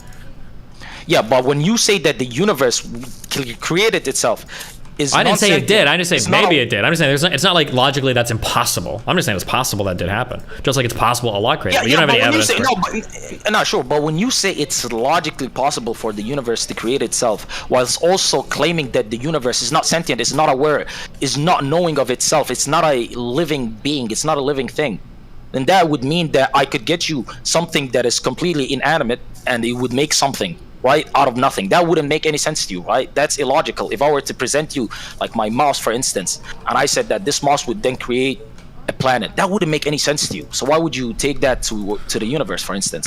That wouldn't make sense. I mean, like I don't think that like semen and fucking eggs and shit. Those are kind of inanimate. They're not like thinking conscious beings, but they come together and they create thinking conscious creatures, right? Like babies and stuff. Yeah, but they don't necessarily have to be thinking creatures. They're literally made Oh well, then for the a universe purpose. could be like They're made made- by a non-thinking creature potentially, then, right? I just don't understand why you think I have to commit to this idea that the universe had some like conscious founding start, but like then because I could just apply that same logic to Allah. Whatever you're going to say about that, I'm just going to apply it retroactively to Allah. No, I understand where you're coming from, but you do need to understand the fact that currently, as we believe it, we came from the Big Bang. We came from a point so infinitely small, smaller than the eye of a needle, right? That produced every single thing that is around you today. You do understand how incredible that is, right? About as incredible as saying there's a magical man in the sky that made everything. No, yeah, you think your thing is less incredible? I'm sorry. I would need to have more faith than I currently do to believe in what you believe than what I believe in. I promise you that much. For you to believe Why? that But we I can came find, from I a can point- see today, I can see evidence of amazing things happening with no creator-guided process. Children, I would argue, are amazing, and those don't have anything. Now, how involved. do you know that? How do you know that? When I say created, guided, right? I'm not saying that it overtakes your free will, because as Muslims, we do believe in the existence of free will, right? It's not like we're some bots controlled by a puppet master, that being God. We do not believe in Wait, what do you that. mean how I know? But Because we I know do- how children are made, and you don't need like a creator guiding the process of like making a child. It just Yeah, but also for us to be able, for us to live in planet Earth currently as it is, right? We'd have to be in the Goldilocks zone, right? Any closer to the sun, then we'd burn. Any further away, then we'd freeze, right? yeah, but that's Would just you how say we that- develop. That doesn't mean that it was made that way, And right? that's pure coincidence, right? You believe that Do you that think is pure it pure coincidence. coincidence that a puddle of water has the exact same shape as the hole that it's inside of? No, that's not by That's the same thing. No, it's not by design. The It's water absolutely by the design. water, the water, If the water, was the shaped water, like an L, the water water. would be shaped like an L. The water takes the shape of the hole the same way that the organisms on this planet take the shape of what the planet can support. But you do understand that it's not, even if we had a planet, and there are multiple planets, Yeah. as we've observed, right, that could technically hold life, that don't. Then how do you explain us coming from it? Because just because a planet could technically be in the perfect position by random luck, right, by chance, that doesn't necessarily mean that we could come into existence as well. You do recognize that, correct? Yeah, potentially. But I'm How not do the you one. I'm explain not the our one. existence? I can't explain everything. But I'm not the one claiming to have all the answers. I'm just pushing back on your idea that your answer is the only one you can be logically committed to. That's not true at all. I would say that currently, and I'm confident in saying this fact, right? Uh-huh. There are people that are much more well equipped to have this conversation with you, that could actually offer you a lot more answers when it comes to the philosophy and to the idea and to our belief in God, right? You've heard of Muhammad Hijab, correct? No. Was that a prayer you It's just like- said, or what was that? Okay, dude, you know Muhammad is it's a name. Oh, Muhammad. Okay, right? so I got it. Yeah. Right, Muhammad Hijab, right? He's That sounds like that sounds like a racist name I would make. His name is really Muhammad Hijab. Yes. Okay, sorry, go Yes, ahead. My bad. Go ahead. His name is Muhammad Hijab. He's a content creator on YouTube, and he does a lot of these sort of content. Wow. Would you ever consider reaching out to him? To see if he could logically debate me into the existence of a god. I feel like Aquinas made all of these arguments. Do you know who Aquinas is? No. He was like some loser Christian dude a long time ago, philosopher, who made, I think, all of these arguments you're making in favor of creationism. But I feel like they've all been philosophically dealt with pretty well by now. Is he really going to make some novel argument for the existence of a god that you think I've never heard before? I believe so. Right, because the vast majority, I do believe that the vast majority of arguments that you've heard were probably based in Christianity. And while I do understand and acknowledge that we do share a lot of things in common, I wouldn't say that, there's such a great deal that you could basically say if you've read the Bible, you've read the Quran. That's not true. Uh-oh. Somebody just messaged me and they said, Muhammad Hijab is a super bad faith debater. He clip-chimped the fuck out of Cosmic Skeptic. Ooh. Is that true? I wouldn't say he's more bad faith than I am. And was I bad faith with you? He's not that terrible. Uh-huh. There's nothing that you can't handle. Listen, if people treat you like the fucking endgame Thanos, you can't pussy away from Muhammad Hijab. Now, I do understand he stands at 6'6" and, Towers you over may me. be intimidated or turned on. I don't know the way that you roll, right? But I do think that you could actually have a great conversation about it. And I would implore you to have it, because I'm interested in what you have to say and what he has to say to you. There's a lot of people that follow. deal with these, and we have no problem, by the way, as Muslims engaging in these sort of conversations. It doesn't offend us in any way if you do not believe in God or his existence. We'll just debate you on it. And I'm sure you've heard of Speaker's Corner in Hyde Park, London, right? I indeed Where have, plenty of debaters go there and speak theology. But let me tell you this, right? Tell me. As somebody who's you seem like somebody who's passionate about calling out pedophilia, right? Not but in you've been particular, very- but yeah, go ahead. I mean, listen, that's the way that you positioned yourself when you said, "Listen, I saw Daniel speak about this being normal, and I had to come out." You know, That's not like it's no, it's not. It was just funny to shit on Islam. I'm not like especially poised towards like fighting. And that's not bad faith, right? That's not bad I faith. wasn't bad faith. I'm an atheist. Of course, I expect you guys probably shit on atheists too. That's fine. Atheism. There is no core tenet within atheism that states you have to fucking go out of your way to disrespect religion. Yeah, I never said there was, but it can still be funny to do it. Yeah, that's why we say that humor is very subjective. But let me tell you this, right? As somebody who's, you know, I'd confidently say that you're anti-rape, right? I'd say in general, I mean, yeah. you know, I take pretty big positions against rape and stuff. Yeah, sure. Yeah, right. It's some things that you've said kind of, kind of paint the other image, but I do believe that you are anti-rape, right? Why were you so comfortable defending Mr. Girl with his fucking story of rape, but the moment that he went against you, you decided to call it rape? I think initially, he sold himself as a very empathetic person, and I was pretty charitable towards that framing. He's a very good way of like navigating conversations in a way that I thought was pretty interesting. But then as I kind of got to know him a little bit better, then I saw more of how he interacts with people. I think I rolled back some of that charitability. If you want to say that I don't think he's a pedophile, but I defended him on that in the bar. I'll probably still defend him. I don't think he's a pedophile, but if he's like a rapist, probably is. I would say. I mean, you did call him a pedophile, by the way. You tried to shy away from that accusation when I brought it up during our panel, but I'm pretty confident that you did call him a pedophile and a rapist. And by the way, you did say, right now, you did just say that the reason that you rolled back the charitability is because of the way that you saw him interact with other people. And isn't that kind of like a normal thing though? Like when you, if you but that's not true though. Okay. That's not true though. Because the man, because when you turned on him, was when he started to bitch at you and attack you. That is the moment where you came out and started talking about how he's a fucking rapist. Not when you've seen him interact with other people, because whilst you were defending him, he still interacted with other people the exact same way. Nothing changed. No, actually things did change, because I started to see how he interacted with a lot of people. Yeah, because he started to go, especially with so laughs. It went from some to hold on.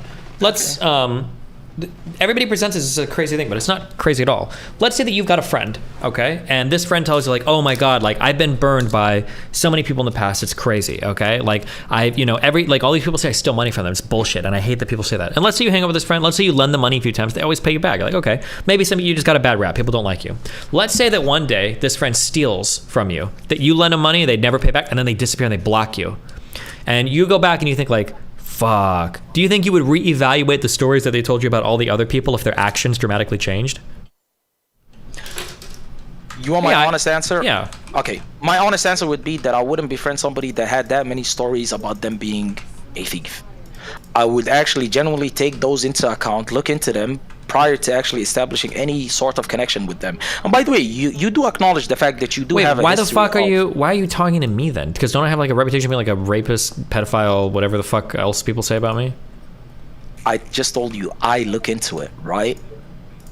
I assume you looked into it, but we're still comfortable with them. And you yourself acknowledge the fact that you are comfortable hanging out with all sorts of characters as long as they don't burn you. And yeah, but like I never said he doesn't have like any he doesn't have any rape convictions or anything. It's not like there's anything I could look into where it's like, is this guy like a convicted fucking rapist or something, right? Yeah, but you could look into the stories that are coming out about him. You could look into what there aren't any big like rape stories about him, right? The only thing he said are things that he said himself. I'm pretty sure your Ethiopian brother, Abba, warned you about him multiple times, right? So if that fucking guy could actually see it, why? Yeah, but I mean, like, Abba didn't like him, sure. But I mean, like, Abba told me that he was like fucking creepy shit. But I mean, I agree. Of course he's creepy, but creepy is interesting to me. Okay. Oh, great. That leads me to my second point. Yeah, go for it. You are very comfortable. You are very comfortable surrounding yourself with, morally dubious characters. The weird rejects, the weirdos of the world, like Mr. Girl, Lavloon, Vosh. Mm-hmm. You're very comfortable getting those people around. So would you say that you are a terrible judge of character? No, I think I've had a lot of content on my stream, and I've gotten to meet a lot of really interesting people because of that policy. So Vosh doesn't f with you. Hassanabi doesn't f with you, which, by the way, your worst creation. Mr. Girl doesn't f with you. Lavloon doesn't f with you and a whole bunch of other people, and you say that that was all worth it because of the content and the entertainment that they've brought into your life. Well, let's see. I do more views than Vosh now on my secondary channel. Hassan is obviously in orbit doing his thing. Mr. Girl has completely and totally destroyed his reputation and is bleeding Patreon subs to one of the lowest numbers they've ever been at, and Live is completely irrelevant on the internet and got blown up so fucking hard that she had to change her name. I mean, I think in the grand scheme of things, I'm doing pretty good. I'm doing better than ever now. I literally just signed 2 different deals with 2 different platforms to keep streaming. I think my viewership is as high as it's ever been. I think in general I'm doing okay. So yeah, I think my choice has been okay so far. I don't think I've made like any egregious missteps. There's probably things I could do better. But like if you're trying to say like, haven't you had all these horrible interactions? Yeah, of course I have. But like I think they've all been really fun. I enjoy the life I live. I think it's pretty crazy. Yeah, I think I'm doing okay. So as long as none of them cause you material harm, you're comfortable. As long as none of them jeopardize your income, right? You're Correct. completely okay with like if we had gotten into Correct. a situation where I was like a business partner with Mr. Girl, then I think it's like, okay, hold on, what are you doing, Destiny? You're a fucking moron. Then I'd be like, yeah, I made some really big mistakes here. But I And kept, by the way, go on. I think I've kept most stuff pretty separated, but yeah, go ahead. Okay, great. So I want to actually tackle one of the points that you made on our panel. You were talking about material harm, that you would 100% be comfortable killing somebody if they caused you material harm. For instance, the DDoS guy, because he fucking stopped your income and your ability to support your family. You were 100% willing, not only willing, you actually made plans, fucking checked roads and all that sort of shit. Like 100% were committed to killing this person, correct? Teenager, might I add. No, and his dad, don't forget his dad too. Yeah. And his dad. Oh, great. So you're willing to just you're fucking unhinged. You were willing to massacre a whole family. What? Not a whole Because family. he Just couldn't- he had a lot more family members than that. Okay, it was just the dad and the boy. Go ahead. Don't. Okay, by the mercy of the atheist, you were willing to keep the mother and probably come. Of course, I need somebody to be left to tell people what happens if you fuck with me. You know, just in case I have any more demented offspring. Yeah. Great, right? And the reason for that is because they caused you material harm. So would you say that it's justified to go shoot up an ISP if they throttled your internet connection? Well, no, because generally throttling an internet connection is like part of an agreement for having internet connection. Also, like throttling an internet connection, that's like when you talk about things like whole companies are doing versus like an individual is doing, I think the responsibility is a little different. If there was like one guy at the ISP that was like destroying your business's like internet every single day, and it got to the point where like the ISP wouldn't do anything, the cops wouldn't do anything, and this guy is like, you can't feed your family anymore. I don't know, maybe you could. Maybe there is a justification there. That'd be pretty fucking crazy. And doesn't that make you an extremist, by the way? Because there is no world in which you do not look like an extremist saying all the things that you just said. You are 100% comfortable shooting up an ISP just because one motherfucker keeps fucking I didn't with you. say shooting up an ISP. That's pretty crazy. Okay, so let's say this. You've contacted them numerous times. You've told them that you rely on an internet connection, a stable internet connection, to be able to provide for your family, right? Your main source of income comes from online means. And they've consistently either ignored you or outright lied to you, or sometimes just were plain rude and disrespectful, right? Okay. Would you then say it is 100% justifiable if you were to just fucking, go full YouTube shooter on them? I feel like with a company, I don't know why I'd have to think about this more, but I feel like with a company, it's a bit different than with an individual. What is there to think about? I don't know. It just feels different. As an entity, as a company, is going to have a lot of different reasons. Like, I don't like. Is it 100% malicious? Like, I'm not sure. I don't know. I mean, if I'm really charitable to you, which I don't know why I am, because there's no point. But if I am really charitable, I'm sure that you could get you're not. I'm sure you could get to a world where you could justify some sort of violent action, right?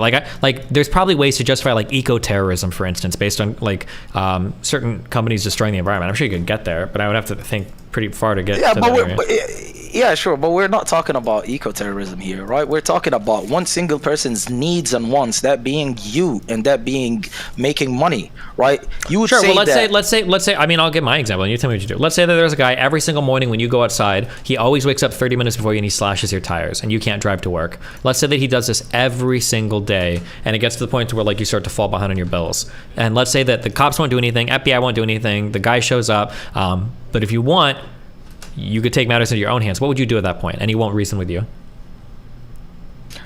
I would go find another place to live. What if you don't have the money to move to a whole other place? Not everybody has the means to do that. If that doesn't work, then I'm reaching out to my close friends and family and asking for their help. asking for their protection, asking for their assistance. Yeah, but There's let's say they're not innumerable amount of things that I would do before killing innumerable. somebody. Well, okay, sir. Yeah, So absolutely. let's pretend that you're me and your family isn't loaded, and you've been financially independent from them since you're 16 years old, and they haven't helped you with any bills. Do you think you can reach out to them and ask for money? I never said actually reach out and ask for money. When I said How are they reach gonna out help to your you? close friends, I as in protection, as in take you to work if need be. What if you right? start slashing their That- tires? Okay, at this point, you could just create a world. Well, where when you're this saying at guy's this the point, so to fucking be clear, boogeyman for and people that he's- watched my stream, when I went to my parents' house to stream, because I drove down to Florida to stream, he started DDoSing their internet connection too. So it actually it's perfectly analogous. When I went to live with a friend, Root Cats, he was DDoSing our connection at that house as well. Yeah, so he did it basically no matter where I went. So Destiny, I know this may sound Yeah. incredibly insane, right? Especially from somebody who's like not terminally online, unlike yourself. Why can't you just find a job that isn't based online? Is that crazy? because I don't think, yeah, Wouldn't I don't think I would ever let somebody for no justifiable reason push me out of a job that I was really good at, that I was making a lot of money working for, just out of their own Isn't it- malintent. No, I don't think so. Yeah, isn't the justifiable reason as to why you'd get another job not to kill a fucking person? No, the person has already aggressed on me in an unbelievable manner and is causing an insane amount of material harm. I have plenty of justification at that point. But Yeah, I mean, I'm again, from the Midwest, so I don't know. But I mean, like, you're saying it's okay to beat people up over fucking posting pictures of some fucking loser online. Like, I don't understand how this is like beyond the pale for you. Yeah, and you're the guy who's saying if somebody's fucking with your internet connection, you're 100% comfortable fucking killing them. If somebody's fucking with your job, yeah, of course I would say that. That's especially if you have a family. Yeah, that's like So let's of course. so let's say you have a fucking manager that is an absolute fucking dipshit and makes your life a living hell, and you are singularly reliant on this job, this one job, and he causes you to be fired because he maliciously went out of his way to fucking conjure up a story to paint you in the worst light possible. Would you then go out of your way to fucking kill the dude, or would you look for another job?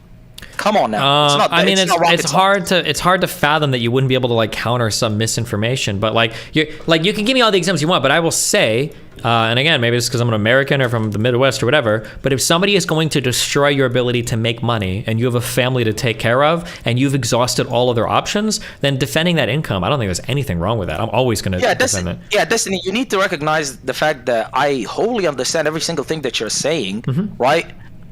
But you try, and I would 100% be on your side if the only job that you were capable of doing was Twitch. If you were, I don't care what the job is. No, fuck no. Do shit. If you were bedridden, if you literally were stuck on that chair, if your ass was fucking planted and glued to that fucking chair, then I would be like, sure. Why do you think have to do. the other person has a right to force you to change jobs? That's wild to me. Listen, the other person doesn't have the right to do shit, but he has done so already. That doesn't mean No, you it's fucking not. go out He's your way done to it kill one them. time. He's continued. Justice literally ruins your liberal society, by the way. No, Everybody it doesn't at all. No, of course not. I think liberal society Absolutely works just does. fine with self-defense. That's not self-defense. He's not fucking walking up to your car and literally slashing it. He's DDoSing your internet. It's the He's not same causing thing. you Well, any the DDoSing the harm. internet He's is causing you material harm. It's literal. The slashing the tire is the exact same thing. He's preventing you from going It's to not work the- and making money. Oh my god. When you say self-defense, 99.9% of people think of somebody that is trying to cause you bodily harm. Bro, Somebody we that just is had in the your whole fucking Rittenhouse soul. case where people were out there trying to kill people who were fucking turning businesses on fire. What do you mean? If somebody, these are not analogous in any way, shape, or form. If somebody is actually fucking running at you, Wait, how is physically, that? Do you think if somebody's you going to? 100%. Do you think if, let's say that you have a business and somebody's going to go set your business on fire, do you think you have a right to, if that person tries to kill that person? If you are at the business, sure. No, let's say you're not. Because Let's say at the business. No. Let's say you're not. No. I'm not talking self-defense. I'm saying you've got. Let's say that you're standing in front of your business and you see some guy is on his way to set it on fire. You got time to leave. You can run. You can take your shit and run. But you know that he's coming to burn that business down. Do you have a right to defend that business, or do you just have to like run away and it's like, oh fuck it. If he wants to burn it down, he burns it down. I can't kill the guy.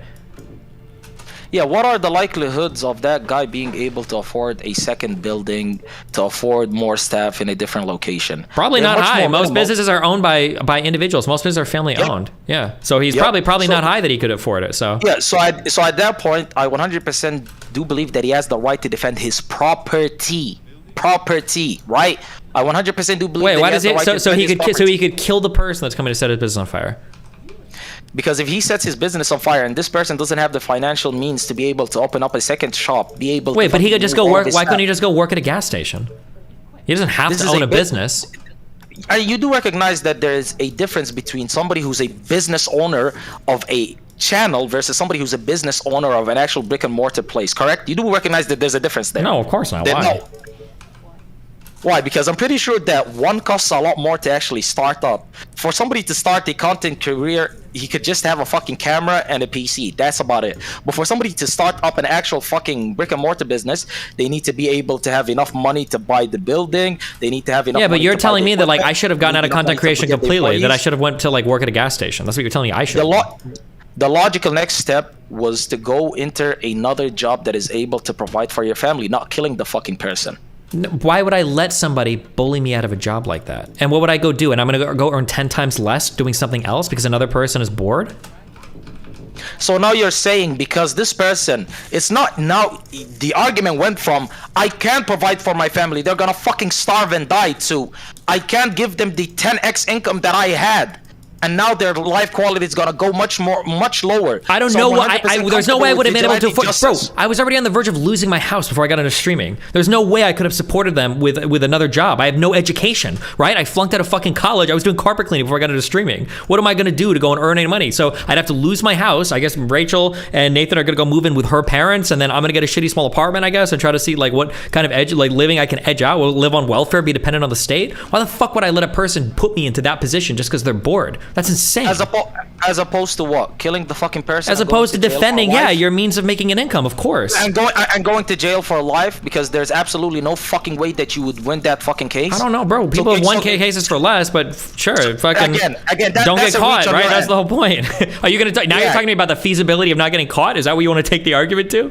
No, that's not what I'm taking the argument to. What you're trying to claim right now is the reason that you did that was to be there for your family. By fucking killing No, the that's person, hold you on. wouldn't No, be no, no, there no, no. for them. The reason, the pure only reason. These are just excellent. The pure only reason is that a person has a right to work a job. If somebody else is blocking them from doing so only for malicious reasons, you have a right to defend that income. Full stop. Even if you don't have a fucking family. But I'm giving you like auxiliary reasons. You seem to need them. But no, I think that even if you had no family, even if you were fucking, even if you were just fucking rich and you just wanted to work a job, if some guy is like violently putting himself between you and your work, yeah, you have a right to defend that access to that work. I think absolutely, 100%.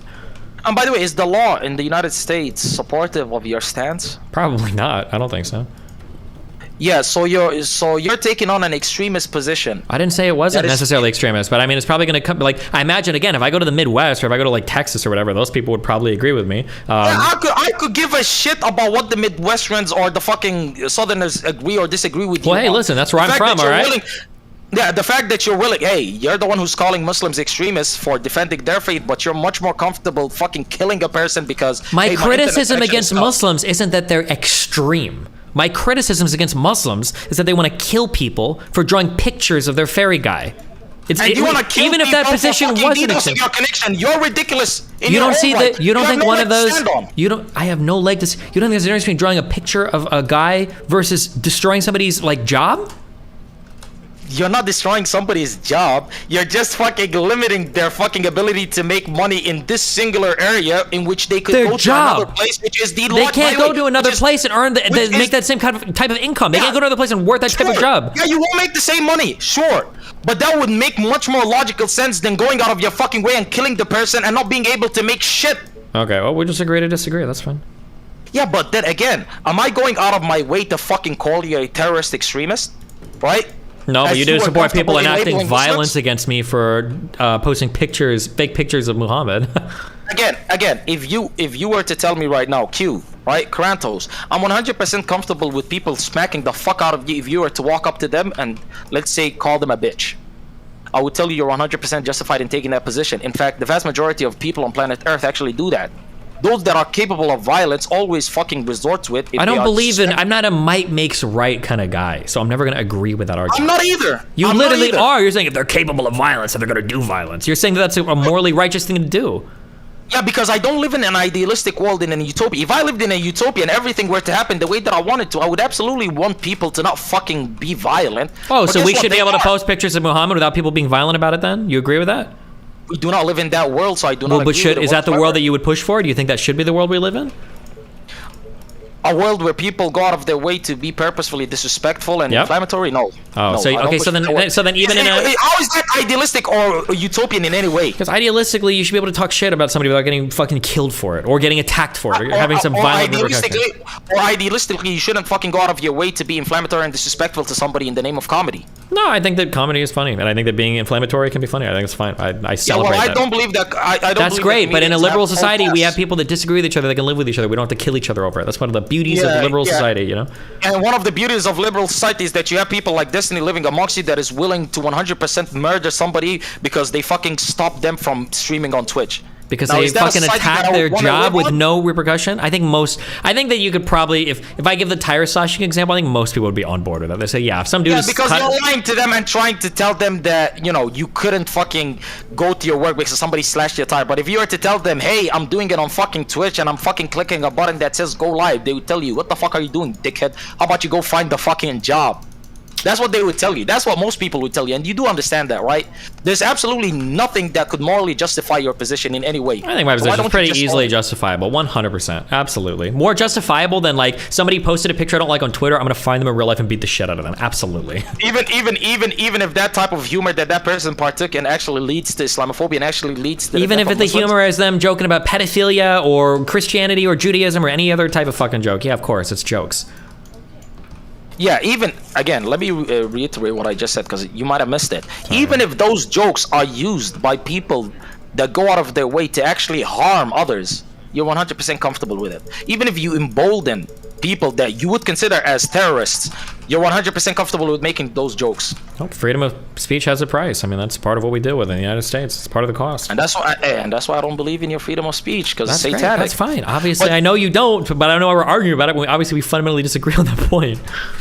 No, but it's the fact that you're just comfortable trying to paint me as some sort of fucking villain, extremist, insane Yeah, that's person. a villainous And you're the position one to me. that- I think that is an insane position. I don't agree with it. I think it's a horrible position. Yeah, and I absolutely 100% do not agree with the fact that you would fucking kill a person instead of go get another job, That's even great. if it pays less. We'll try right? it. Well, I'll see someday. that- If you get a job, are you in college right now?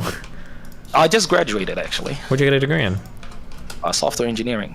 If you got a degree programming, and some guy said that he was going to break every single keyboard that you ever fucking touched, so you had to go get a job working at McDonald's instead, would that be okay to you?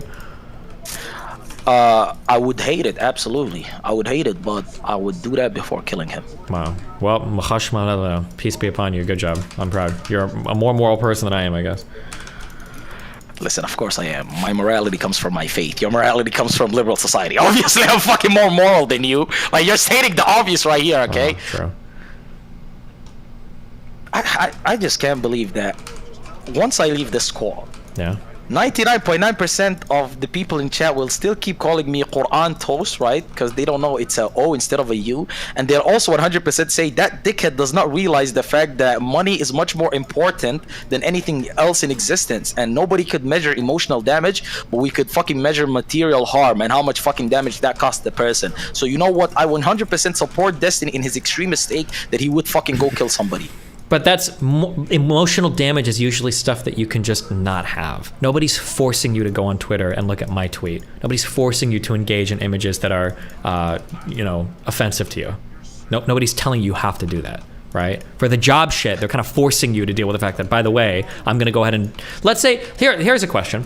Let's say that I'm making $100,000 a year from streaming, and let's say some guy found a way to break into my house, and the police wouldn't do anything, and every year he stole $90,000 from me. Now I still have enough money with $10K a year. It's going to be rough. My girlfriend's going to have to work and everything, but I can still make a living. Do you think I'd have a right to kill the guy coming into my house to steal $90,000 a year from me?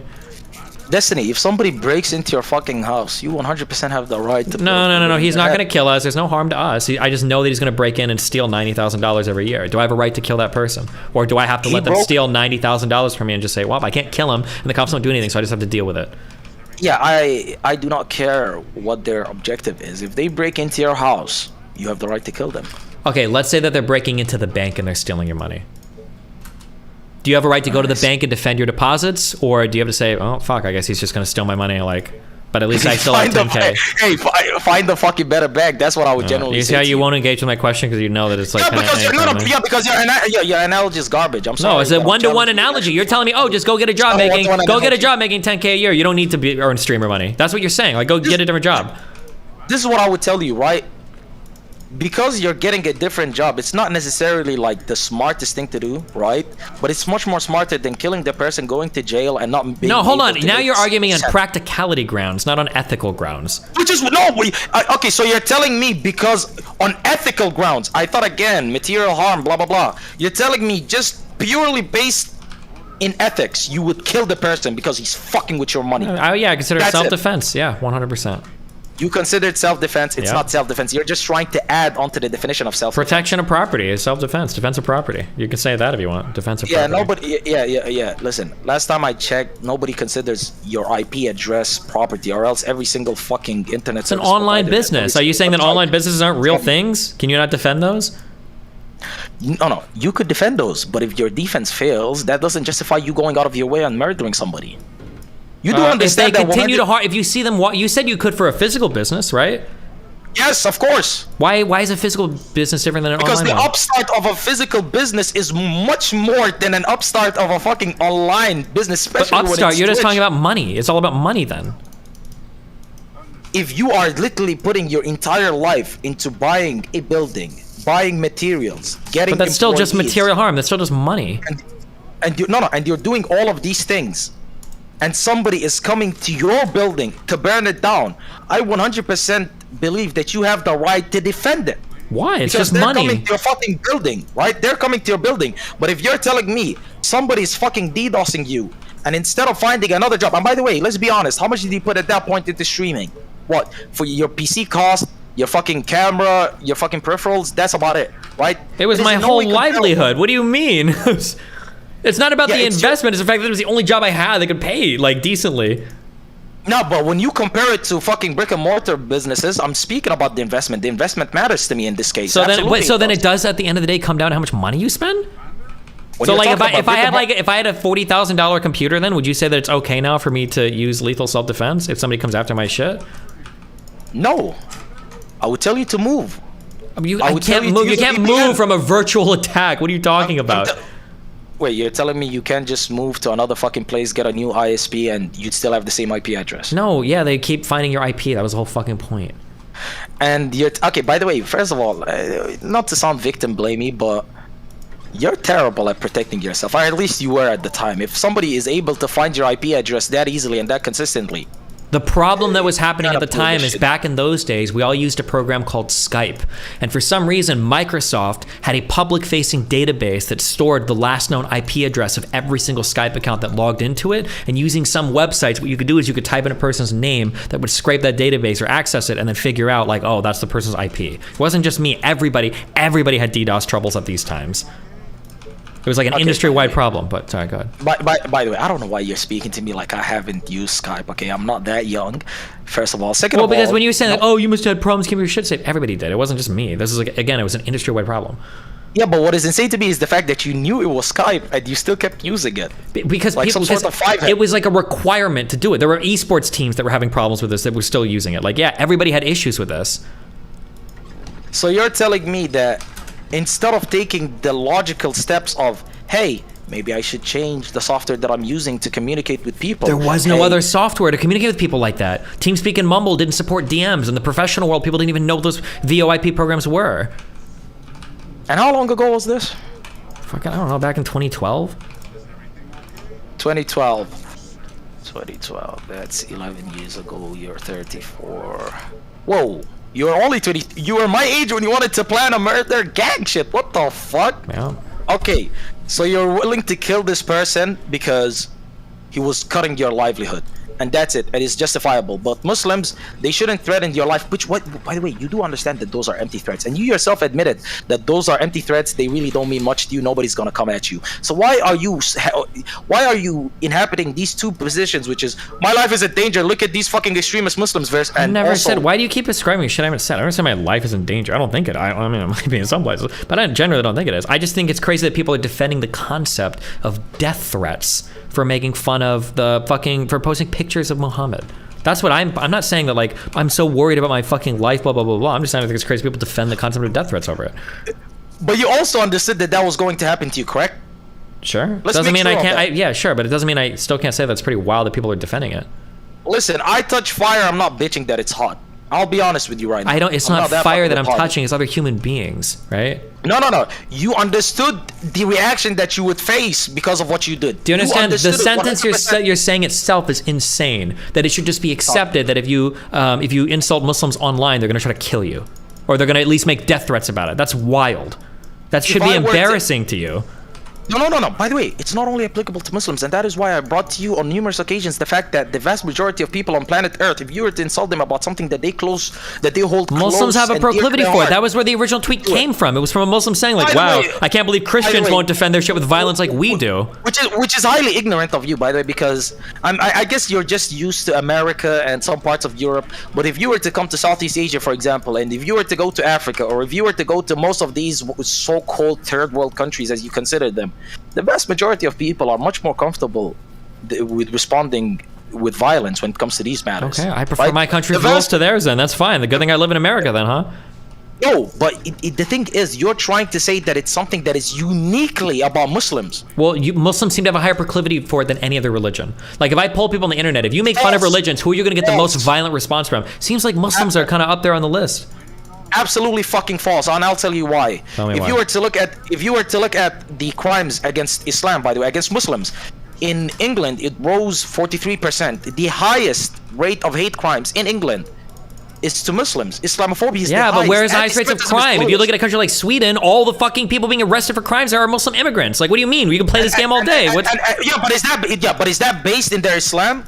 Or is that based on the fact that you're getting a bunch of people from a third world country that lived a life of struggle and a life of hell? Are and a hate life of- crimes against brown people based on Islam? Do they even know what religion they're before they attack them? Like, we can blame different things for different reasons all day long we want. I'm just saying that in general, in the area that we're talking about, when we're talking about online stuff, if you shit on any religious group, Islam seems to be the spookiest one to do it because those people go fucking ham more than any other group does. That seems to be true. I don't even think you disagree with that, but you're like trying to find ways to argue around it.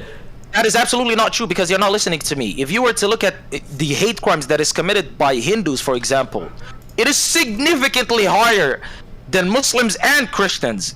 And most of their hate crimes are committed against Muslims. The vast majority of Islamophobia actually comes from the United States, the UK, and India. Do If you were to look online- Hindus Let me threaten finish. people online when you post a picture of like a Yes, they fucking cow that you eat or something? Or if you like fuck a cow, are they gonna get mad? They fucking kill you, Destiny! They fucking kill you! They murder your ass if you eat a Big Mac! Dickhead! Imagine fucking It's dying for crazy. eating a Big Mac with no pickles! It's crazy because I feel like I've posted pictures of me eating before online and haven't had Hindus messaging me threatening to kill me. For the love of God, Allah. if you were to step, mashallah, if you were to step foot in India and eat a Big Mac, your ass would be If dead. I You went to understand that, India, right? I would probably adhere to the local customs there. And The by way, internet is the India- internet. If they're trying to enforce it on the internet, I would fucking laugh at them for it. If some Hindu dipshit started doing saying, "Oh, I saw you eat a fucking Big Mac, I'm gonna fucking," I would say, "Fuck you, you're unhinged." If you were no, Destiny, if you were to rub it in their face, look at me eating this big, fat, juicy, black Angus beef straight from the motherland, straight from Texas, and you were to take a fucking bite of that bitch, and you were to look at your camera lens and say, "Hey Hindus, fuck you guys. I get to do whatever I want. I don't worship a fucking cow. Moo, bitches." I promise you, on my life, you would face more hate than any Muslim could give you. Okay, I'm gonna Tenfold, try in it. fact. The next time I eat a cheeseburger, I'm gonna tweet it. Is there like a big Hindu account that I can tag? I don't follow them.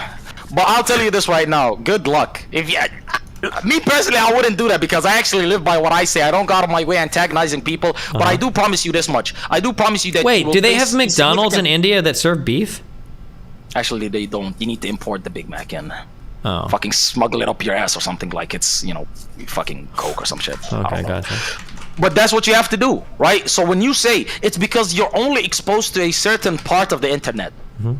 Well, That's your problem. Twitter's a You're pretty only big exposed part to of the certain- internet. It seems like a lot of Muslims, and it seems like a lot of No. people on the internet have these opinions about. No, you live in an echo chamber. Thank you for recognizing this. We all, in a certain way, live in an echo chamber, right? Oh, So okay. you're only seeing people that affirm your thoughts. If you were to look at chat, you know how many dickheads say "my dude," "my guys"? They all sound like you. They're pathetic. They're NPCs. They're default fucking skin. You know what I mean? Non-playable characters. It's disgusting, right? So what you're saying, most of the internet, you only have access to a small portion of Twitter. You do recognize that, right? And I promise you this much. If you were to disrespect Hindus the same way that you purposefully tried to disrespect Muslims, right? Because you didn't make a joke, right? Because certain people make jokes about Islam, right? But they do it in a way that is respectful. And of course, That is not a good. Muslims, Those aren't jokes. Then that's just like fucking. What do you mean? okay, thank you. Okay, I'm done. Okay. Okay. Okay, so listen to me, right? There are certain jokes that is palatable to most Muslims. Now, of course, there's still a certain minority that will feel some type of way about it. Your joke was meant to be offensive on the highest order, right? Your joke was meant to fucking hit hard. That's it. That's what your joke was meant to do, and it accomplished what you knew it would. That's why I'm baffled by you even acting surprised, right? If I did something, if I conducted an experiment that I 100% knew the outcome of, I'm certainly not gonna sit back and say, "Oh my God, look at this fucking experiment turning out the exact way that I envisioned it to." That would be fucking insane. If I did an experiment, oh sorry, God. Oh, my bad. I hung up on her. I'm sorry. Jesus. If I did an experiment where I thought that women were more sympathetic in abuse situations than men, and I did an experiment where I went outside and on a park bench we had a woman hit a man and a man hit a woman, and 10 out of 10 times somebody stopped when the man hit the woman, and 0 out of 10 times somebody stopped when the woman hit the man, you don't think I could do that experiment and be like, wow, I can't believe this is so fucked up, and go, well, didn't you expect that to happen? Like, just because you expect something to happen doesn't mean it's acceptable or okay. Yeah, sure, but it seems to me like the only reason that you did it was for you to bitch about how it's not acceptable and not okay. Sure, that's fine, but you can do that. What's wrong with that? Yeah, but I deem that to be pretty pathetic, because the way that you acted was that you just made an innocent, lighthearted joke that you wanted people to laugh at, but all of a sudden these meanie Muslims came out of the fucking blue to ruin your mood, right? You tried to My paint mood's yourself not ruined, as bro. sympathetic It as was possible. fucking. It was. But absolutely was. Come on, now look at your fucking tweets. You seem very butthurt, which, by the way, is fine, right?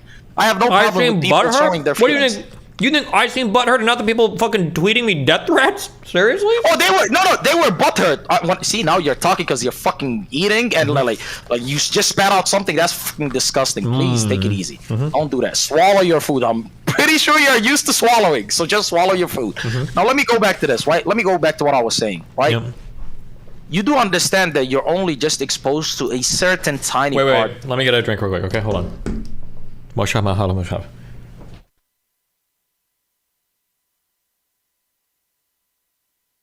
Look at that ass, ladies and gentlemen. God damn. Listen, boys, he might want the BBC, and I'll give it to him, ladies and gentlemen. I'm a nice guy, okay? And to be clear, you cannot be gay if you are the top, ladies and gentlemen. If you are the one who is administering penis, if you're the one who's administering cock, then you are not gay, ladies and gentlemen. Remember that, okay? And if I were to make your beloved destiny submissive and breedable, you guys would finally bend the knee to the greatest man of all time. You really would. You really would. Also, apparently, and by the way, just in case anybody's listening, these are all jokes, okay? Homosexuality is a sin. You will end up in hell, okay? You will absolutely end up in hell. What else was I saying? Apparently, Abba did not like the way that I sounded, okay? I saw certain comments of him bitching, which is ironic, okay? Okay, this ex-Muslim, alcohol-consuming, sex-having heathen, he's going to hell. I mean, I don't know. I don't believe that non-Muslims are going to end up in hell. I do believe that Christians and Jews actually have the capability of entering heaven as long as they adhere to the faith before it was corrupted. So he might end up in heaven, but, he might have to spend a couple of, eons in hell before doing so. Listen, I'm a nice guy, okay, ladies and gentlemen. Just understand this. When I wake up with a smile on my face, just being grateful to God, I'm alive, I'm breathing. And to all the people that are Destiny fans, to the Muslim Destiny fans, I'm sure that, your favorite content creator may have betrayed you, right? But understand what you signed up for, okay? Look at him. Look at his strut. Look at that. Look at that. I kind of see a bulge, ladies and gentlemen. Okay, none of this happened. Okay, what's up? Very trustworthy of you to leave me with your stream, by the way. We had a great conversation, and I'm pretty sure that... Oh, nice! You're a Coke Zero fan. Yeah, it's a good... It tastes better than regular Coke. Yeah. It does taste better than regular Coke, 100%. Okay. Okay, remind me what we were talking about.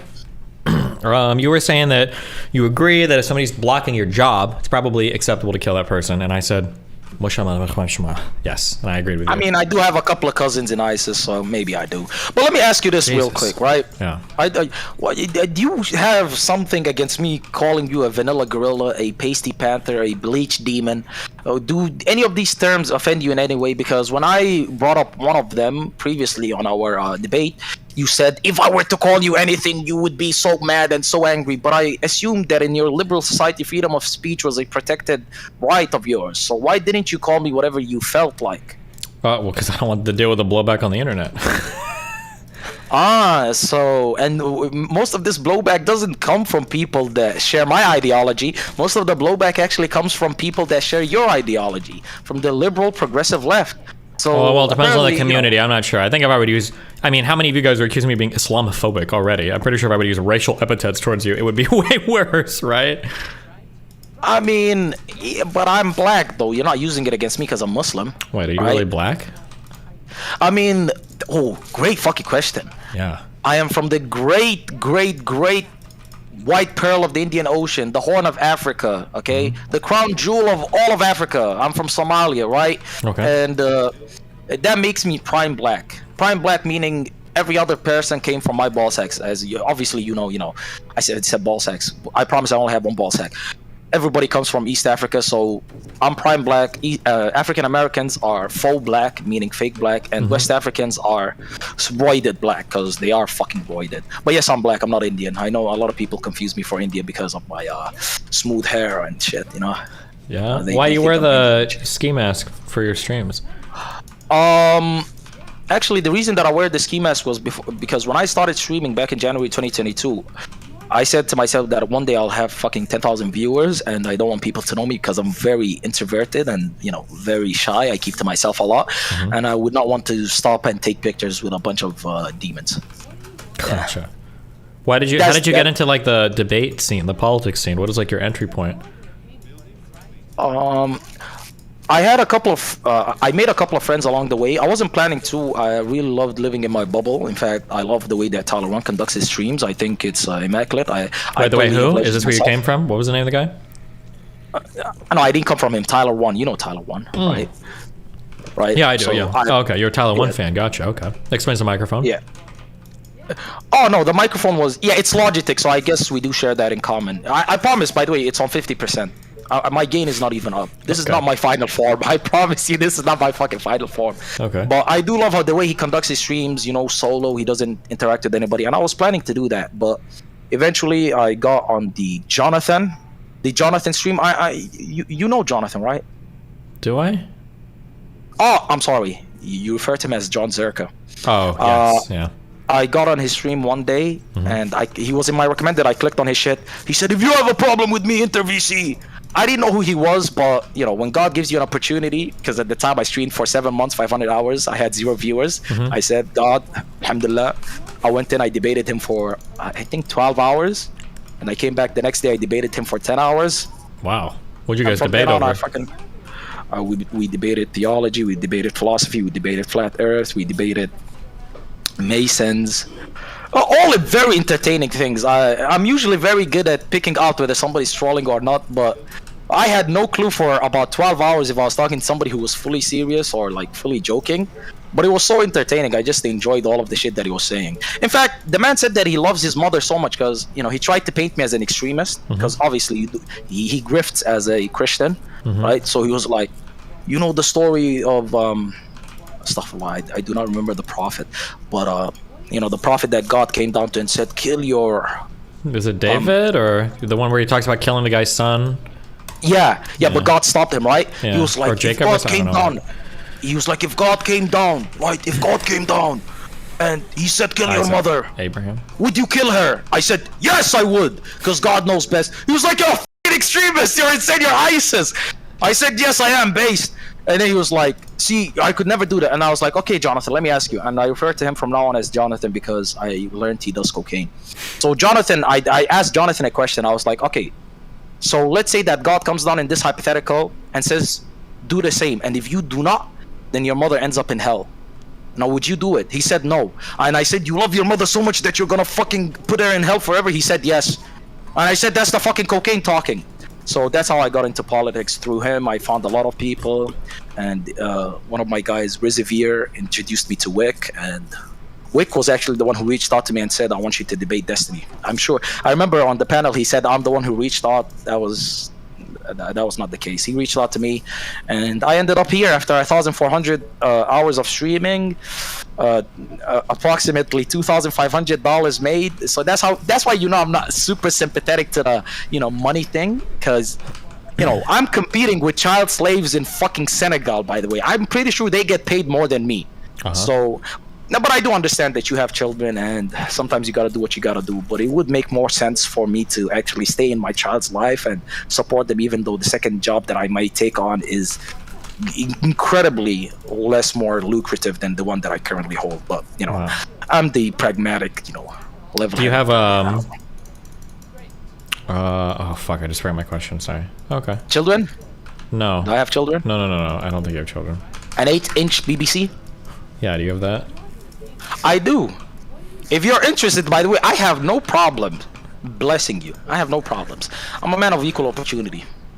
Yeah, Some try to refer to me as bi-curious, but then, I tell them that's haram, you're going to hell, I'm not fucking gay, right? But do you think, do you have strong opinions on Andrew Tate? Do I have strong opinions on Andrew Tate? Are you one of those sellout Muslims that welcome every celebrity into your religion, or? Now, I do understand why you would feel that. I do totally get it. And unfortunately, especially in the West, there's this phenomenon, and it's not only exclusive to Muslims, it's also applicable to a lot of minority groups. If somebody of, let's say, status takes on their belief, they simp for them, they love them, they feel like it validates their faith in one way or the other. I don't subscribe to that notion. When he first converted, I'm not gonna lie, I went to my brother, my twin brother, because yes, all base people have twin brothers. I went to him and I told him, this guy's a fucking grifter. This guy, like, he has casinos, he has the porn stars, the guy's fucking going to hell. He was like, as Muslims, you give people the benefit of the doubt. And I said, absolutely. And until he shows me otherwise, I'll keep giving him the benefit of the doubt. Now, does he still run some of his haram businesses? He does. But again, I will give him the benefit of the doubt, because Islamically, we also have we have the saying, right? If you were to see your brother in Islam reek, if you were to smell him and he reeks of alcohol, assume that somebody poured it over his head. That is the level of consideration that we give people. So till he shows me otherwise, I will believe that his conversion is honest. But I'm not going to go out of my way to simp for him and be like, free brother Tate. Brother Tate is innocent. I'm not going to do that. But at the same time, I do believe that it's innocent till proven guilty. And this whole idea of going out of your way to try to label him as guilty without actual results in court, I do think that is a bit wild. Okay. Also, I want to speak on this quickly. Yeah. Have you ever slept with identical twins? Female twins, not male. Nope. I'll tell you this, ladies and gentlemen, never pay for OnlyFans. Reddit is free. If you were to look up Cornell twins, Contrail twins, Hamden twins, Briggs twins, I could go on for days. All identical female twins that engage in incestuous relations. Are you a fan of incest, by the way? I do remember you saying that you can't explain to your son why incest is immoral. Yeah, you really watched all the greatest hits, huh? I'm Yeah, gonna say, very, very based of you, by the way. I do agree. It's very based. yeah, I'm not It's haram, but not personally a based big for fan you. of incest, but maybe if I had hotter sisters, maybe I'd feel differently about it. You a nasty ass nigga. But let me say this real quick, right? If you believe in homosexuality, you must support incest, no? Why is that? Because isn't your moral framework that as long as two consenting adults are engaging in fucking sex, you shouldn't have a problem with it, whether they're fucking guy, girl, fucking girl, guy. It shouldn't matter, correct? Yeah, sure. Usually So when people if I say were to- incest, they're referring to like underage, like daughter, fought like really weird No! stuff. Oh no, if you're talking about like No. two gay brothers want to go ahead and slam each other's asses, then yeah, fucking go for it. So you are pro incest. There you go. Yeah. Why is that crazy to say? I don't think it's that crazy. So to you're say. telling me morally you disagree with it, but logically you cannot argue against it, is what you're trying to claim. Yeah, of course. Can't argue against that brotherly love, you know? No, stop being a sarcastic kid. Like, generally, could you offer me an argument logically against the fact that there's two, let's say, girl, boy, the girl is infertile, so she can't bear a child, right? So there's no harm done, right? How could you argue against it? I'd love to know. What's your position? I literally got famous like doing these debates. I don't think you can argue against it. You can't, correct? Thank you very much. By the way, I love arguing with homosexual people, and making them convert to pro-incest people. I love doing that. Wait, okay? but aren't you anti-homosexual, or are you okay with those guys? Religiously, I believe they're all going to hell. But I have no problem with gay people. I have no problem with like transgender people. I'm sure I came across as incredibly transphobic, which probably most people would label me as. But I generally don't look at trans people and get disgusted, right? Usually I'd require that sort of visceral reaction for me to recognize whether I hate somebody or not. If I were to just look at them and immediately be disgusted by their existence, I don't have those feelings towards trans people. I don't have those feelings towards gay people, right? Shout out to all my gauge people, right? Mentally gauge always, right? I'm incredibly closeted, by the way, so that's why I'll never come out as gay, ladies and gentlemen. But let me just say this real quick, right? Yeah. Let me just say this real quick. Go ahead. I'm currently thinking if I should actually say this or not, since it's your stream. Okay, well, think about it. I might, be careful. You don't want to. Yeah, I'm trying. Yeah, think hard. Yeah, listen. Listen. Like I said, I'm in the Discord dweller's house. This is your VC, so I'm being respectful. Oh, you can say whatever you want as long as you're not being hateful or racist. I guess you're probably okay. I fucking got community guideline strike for misinformation just because I said 9/11 was an inside job. Okay. What the fuck did you think I would say? Well, I don't know. Well, now if you said you got a community guideline strike for, I don't know if I'm gonna get one if you said on my fucking channel. So no. I think you said the same shit because I reviewed it, and then I watched your stream and you said the exact same shit. I think this was just a Taliban warning shot, guys. I'm not intimidated. You guys are all like 3'2". I could punt you guys out of the fucking atmosphere. Okay, it's not gonna work. Fear God. But what would you say about these incestuous relationships being allowed on OnlyFans, by the way? Do you support it? I'm indifferent to it. I don't give a fuck. Isn't it against the law in the United States? I think it is, actually. It is, so why do they allow it on OnlyFans? I promise you it's prevalent. I don't know. Maybe it's not like a federal law. Maybe it's a state law. I have no idea. I don't know. Yeah, most of them live where you live, in the godless, world of Miami, right? Yeah. They all of them live there. I swear to God. Like, it's actually insane how OnlyFans allows incest on their platform. Do you think that Adam22 is a PDF file? Based on the things that came out about it. Assuming everything he said is true, I don't think so.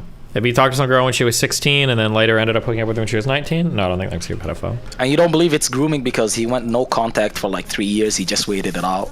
No, I think grooming would refer specifically to like trying to foster a friendship with her while she was a minor and then waiting to fuck her later. I think that would be closer to grooming. Okay, so you'd say that you don't find anything weird about the fact that she suddenly appeared in his life once she was of age? Well, I mean, like, is that a little bit weird? Yeah, for sure. But if that was something that he intentionally set up, wouldn't she have said something about that? Like, I don't think she's even alleged that like he followed her or anything like that, right? Yeah. I mean, sure, but I think that in a way it's kind of nasty that you would sleep. And of course, I'm arguing just morally. Like, if you fucking knew her at 16, blah blah, and isn't he close to 40 at this point? So if this was like how well, hold on. When she was 19, I think he was like 26 or something, right? Yeesh. Okay, so 1926. I think he met her because he said he was in the fucking what sort, like rock, pop, whatever the fuck, rave scene. Hardcore scene or something. Yeah, hardcore scene, and that's how he fostered a friendship with her. Then he eventually ended up fucking her. I do think that's nasty, but I don't think that you could pin him as a PDF file. I don't think that would be fair, unless obviously you want to be very uncharitable. But his other tweets were fucking satanic. Yeah, I mean, he's tweeted some edgy shit. I've tweeted a lot of edgy shit. But I don't know if it's enough to say that, like, oh, he's a pedophile because he tweeted edgy shit. I would need to see something more for that. Do you think it's an exclusively white people shit to like just be incredibly edgy? I don't know. Maybe.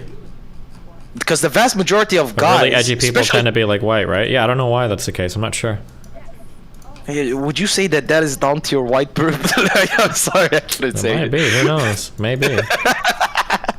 Honestly, at this point, it might fucking be because I have no. Oh, other Sneako's pretty explanation edgy, right? Lord have mercy. He escaped my mind. Why did you bring that man on? First of all, when you speak about grifters, fuck Andrew Tate. Let's talk about your cuck brother in arms. By the way, there's certain like cuckoldry comes in a spectrum. You're a cuck, right? But Yeah, you're not like of the course. hardcore cuck that would like stand in the corner and jerk it. Like, Yeah. I hope not, at least, right? I hope not. I think better, right? But not only did Sneeko stand in the fucking corner, no, he didn't do that. The man laid in the fucking bed with the guy's balls probably clapping on his forehead while his girl was getting down by this hulking black 6'9" Giga Chad. I mean, And they he were. thinks he They has were. the fucking right to talk shit about Charlie and his woman. Well, yeah, he Lord shouldn't be have talking mercy. shit about them, but like he was swinging, right? That was the point. No, I actually listened to the entire playback podcast in which he first gave us that wonderful revelation of his cuckoldry. And by the way, I always find it hilarious that cucks such as Sneeko and Gross Gore always want more people to become cucks because, you know, as the saying goes, misery loves company, right? They just want you to be as miserable as them. But at least Gross Gore was so like into the fucking cuck zone that he said, man, when that guy busted in my girl, I just fucking I pushed his jizz in more with my dick. I almost fucking killed myself when I heard that, but at least he fucking owns it, right? Sneeko himself was like, I am disgusted, I am appalled, I hate my life, I wanna fucking die. But guys, I recommend it, please, all of you go out of your way and be cucks as well, right? The fact that this man said that he wanted an open relationship, but in the name of fairness, which by the way really sounds like you, right? Because I'd say he was much more of an open book in his younger years, especially if you were to watch his content, because I did. At this point, I feel everybody watched Sneako's content at one point in time, right? When he used to make those insightful videos that everybody liked because, you know, fucking made them think and shit, and he was open and blah, blah, blah, right? The man said that he wanted an open relationship.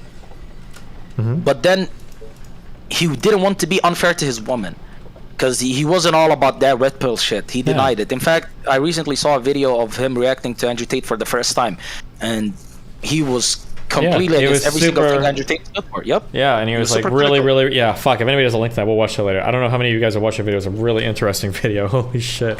Oh, he was absolutely critical of Andrew Tate. And that's why I call him the A1 grifter, by the way. But anyways, the man said, in the name of fairness, I allowed it to be an open relationship on both ends, and we went to swinger parties, but he couldn't get his hard on, right? Like, he couldn't get bricked up. He just couldn't, you know, he couldn't get the Asian missile to fucking get up, right? But his girl was having the time of her life. She was getting piped left, right, and center. So he decided to just lay in the bed because he tried to sleep with the fucking dude's girlfriend. Because the dude that was clapping his girl, Sneeko was clapping his girl, right? I worded that terribly, but you get what I'm trying to say. I know what you mean. But Sneeko couldn't get it up, and he moved there to the side, and he just laid in bed. Watched this grown-ass man grunt as he fucking pushes his meat, his cock, into this girl's vagina like bah! And he did nothing about it. What's he supposed to do? They were swinging. I'll tell you what he's supposed to do. Never agree to an open relationship, or at least it's open on one side. What's that called? Polygamy, right? It's open on one side. What the fuck is fair about the fact that you let your girl get clapped by other guys? Because guess what? She gets pregnant, all of a sudden it's not fair, right? Because now What do you mean? she's Just holding use another man's protection. child. What do you mean? But mistakes can happen. What do you think is worse? What do you think would be worse? Is your girl getting pregnant or you getting another girl pregnant? If I were to get another girl pregnant, I would simply marry her, and I could actually divide my time. No. Actually, I would probably be married to her prior to even impregnating her, because sex, out of wedlock is satanic, right? But think about it. A woman gets pregnant, right? That's why in Islam we believe in polygamy. If you could support 4 wives, you get 4 wives. If you cannot, you're only stuck with 1, right? You only get 1. That is the Islamic approach. Because if you can't maintain fairness amongst all 4, then you shouldn't have 4 wives. But the reason a man could have 4 wives is not because of the reason that Andrew Tate or these red pill guys talk on, which is the fact that, DNA test, you don't know who the father is, because modern day technology actually helps us, easily figure out who the father of the child is. It's not that. It's the fact that for 9 months, and probably for, let's say, 6 to 12 months after that, the woman will predominantly spend the vast majority of her time with one singular male. She's going to be with the father of the child. She's going to give all of her attention to the father of the child. And that is not maintaining fairness. That's not being equal amongst all of your fucking partners. So you can't have a woman that's polygamous. You can't have a woman that is married to 4 guys. I'm just saying that in the grand scheme of like an open relationship, I think you'd rather your girlfriend get pregnant than you get another girl pregnant. Because if your girlfriend gets pregnant, you guys can control it. You can get an abortion if you want to. But if you get another girl pregnant, you're fucking trapped. trapped. Kill your baby, you fucking demon. Good. No, you're not trapped. You just married her. What do you mean good? You just married. Okay, well. Listen, you need more children, okay? The white race is diminishing, ladies and gentlemen. Shout out Nicholas Fuentes, okay? Okay, yay 2024. That guy just wants to kill Sneeko, and Sneeko's fucking supporting him. First of all, how does a man who's fucking half Mexican, half Italian talk about a white pure race? Is he fucking retarded? I'm sorry, I'm just like speaking. I'm thinking out loud at this point, right? So the man at this point, right? The man at this point is a cuck. The man at this point is 100% a full liberal. But all of a sudden, Andrew Tate comes out. In the beginning, he wasn't feeling Andrew Tate. He hated the guy, right? But as time went on, he realized that Hustlers University made tens of millions of dollars monthly. He realized that Andrew Tate was becoming incredibly successful. And Sneeko, within the span of 6 to 8 months, literally outgrew all of his progress in the past damn near decade of content creation. Right? He literally dwarfed it. Because he took on the red pill ideology. He made the creativity kit, which is a fucking ripoff. And the man is now swimming in money. No, I didn't. You think I don't have a fucking father figure? I don't know. You need to understand this. It's because I'm black. You thought I don't have a father figure. You need to realize I'm not African American. I'm African, right? Okay, my bad. You listen to this, right? Listen to this. The reason why a guy like Sneeko or a guy like Andrew Tate, let's speak about Andrew Tate. For the life of me, I have no fucking clue why Sneeko would appeal to anybody. But a guy like Andrew Tate would appeal to men because for the vast majority of the men that he speaks to, they're men that have been ignored by society. They have been deemed surplus to requirement. Their efforts and their contribution to society is not fucking respected or valued whatsoever, right? They're labeled as misogynist. They're labeled as sexist. They're labeled as fucking socially awkward human beings. Nobody fucking cares about these guys, right?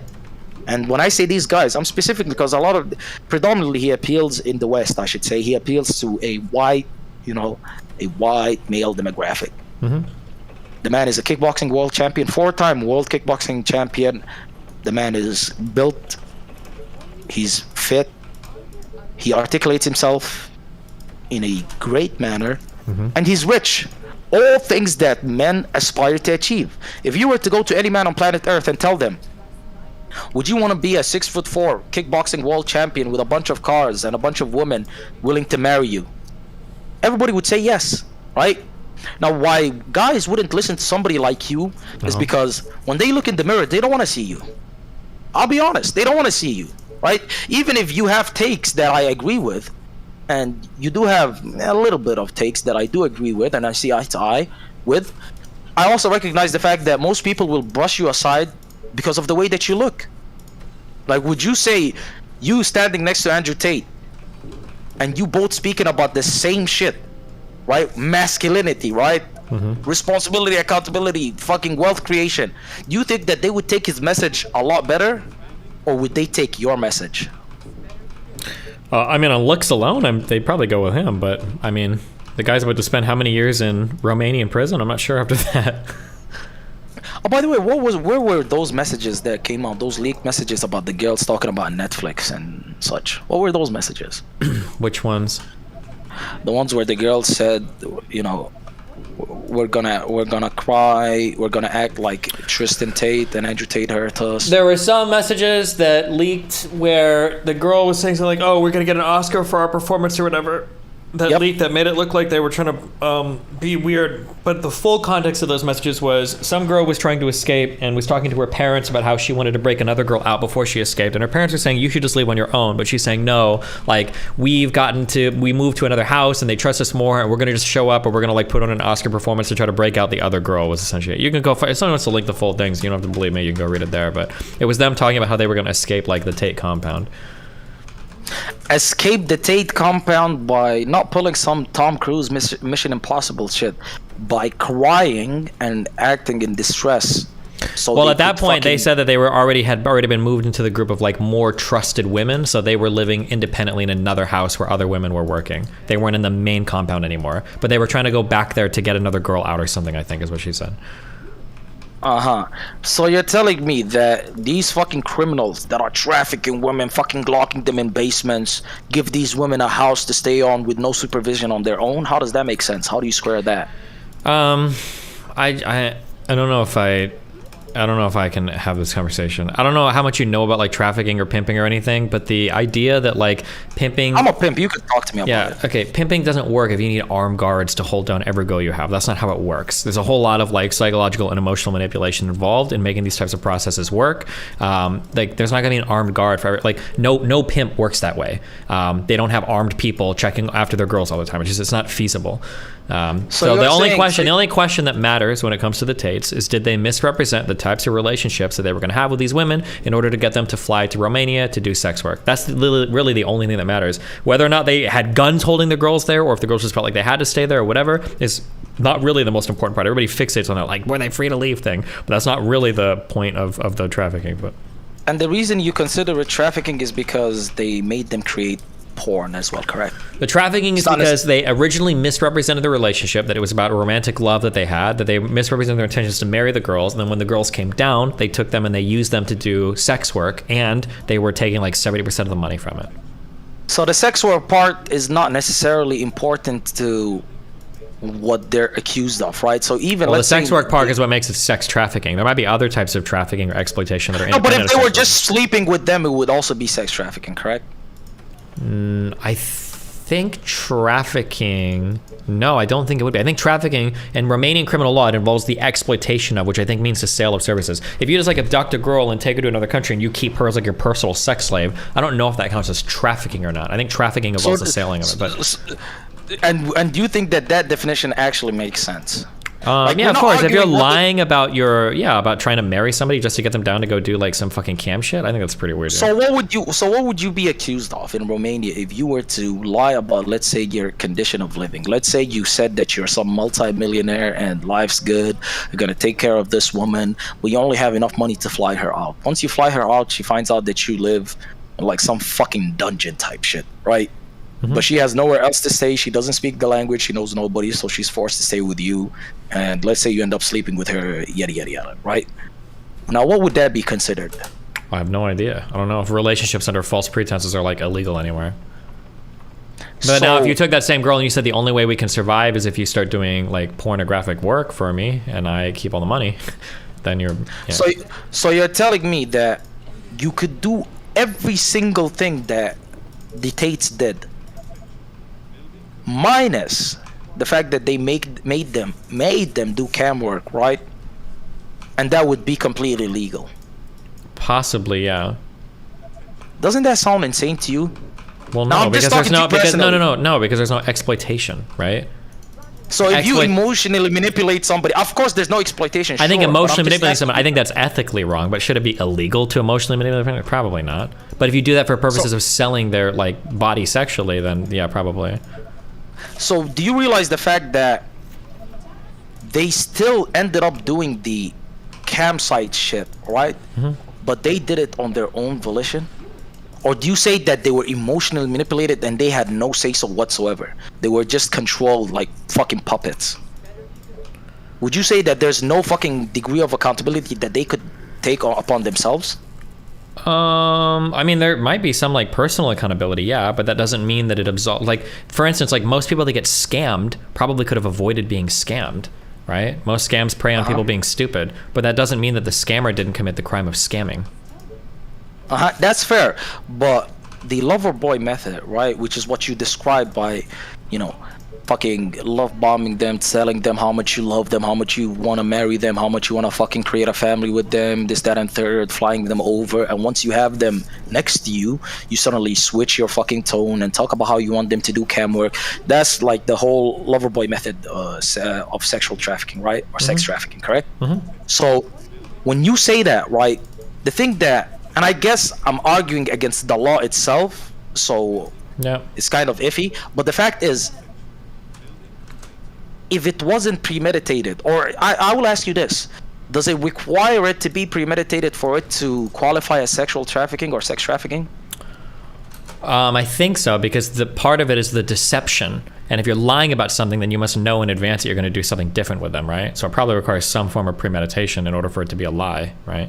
So would you say that the Tate lawyer could argue that it wasn't premeditated in any way, and that could free them, let's say, if they would be convicted? Well, yeah, I imagine that has to be the defense. The defense probably has to be something like, well, they came down and we were hanging out and we decided, like, hey, if you work this way, you could gain a lot of money doing it. And that's probably, I imagine that's kind of got to be what the defense is, right?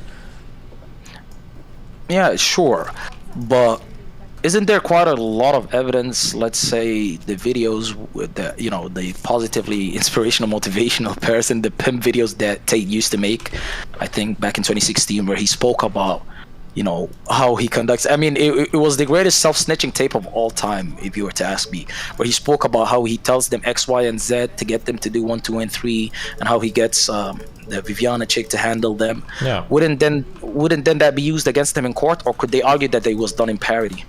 Well, that's why I'm saying he's almost for sure guilty, unless literally everything he said online was a lie.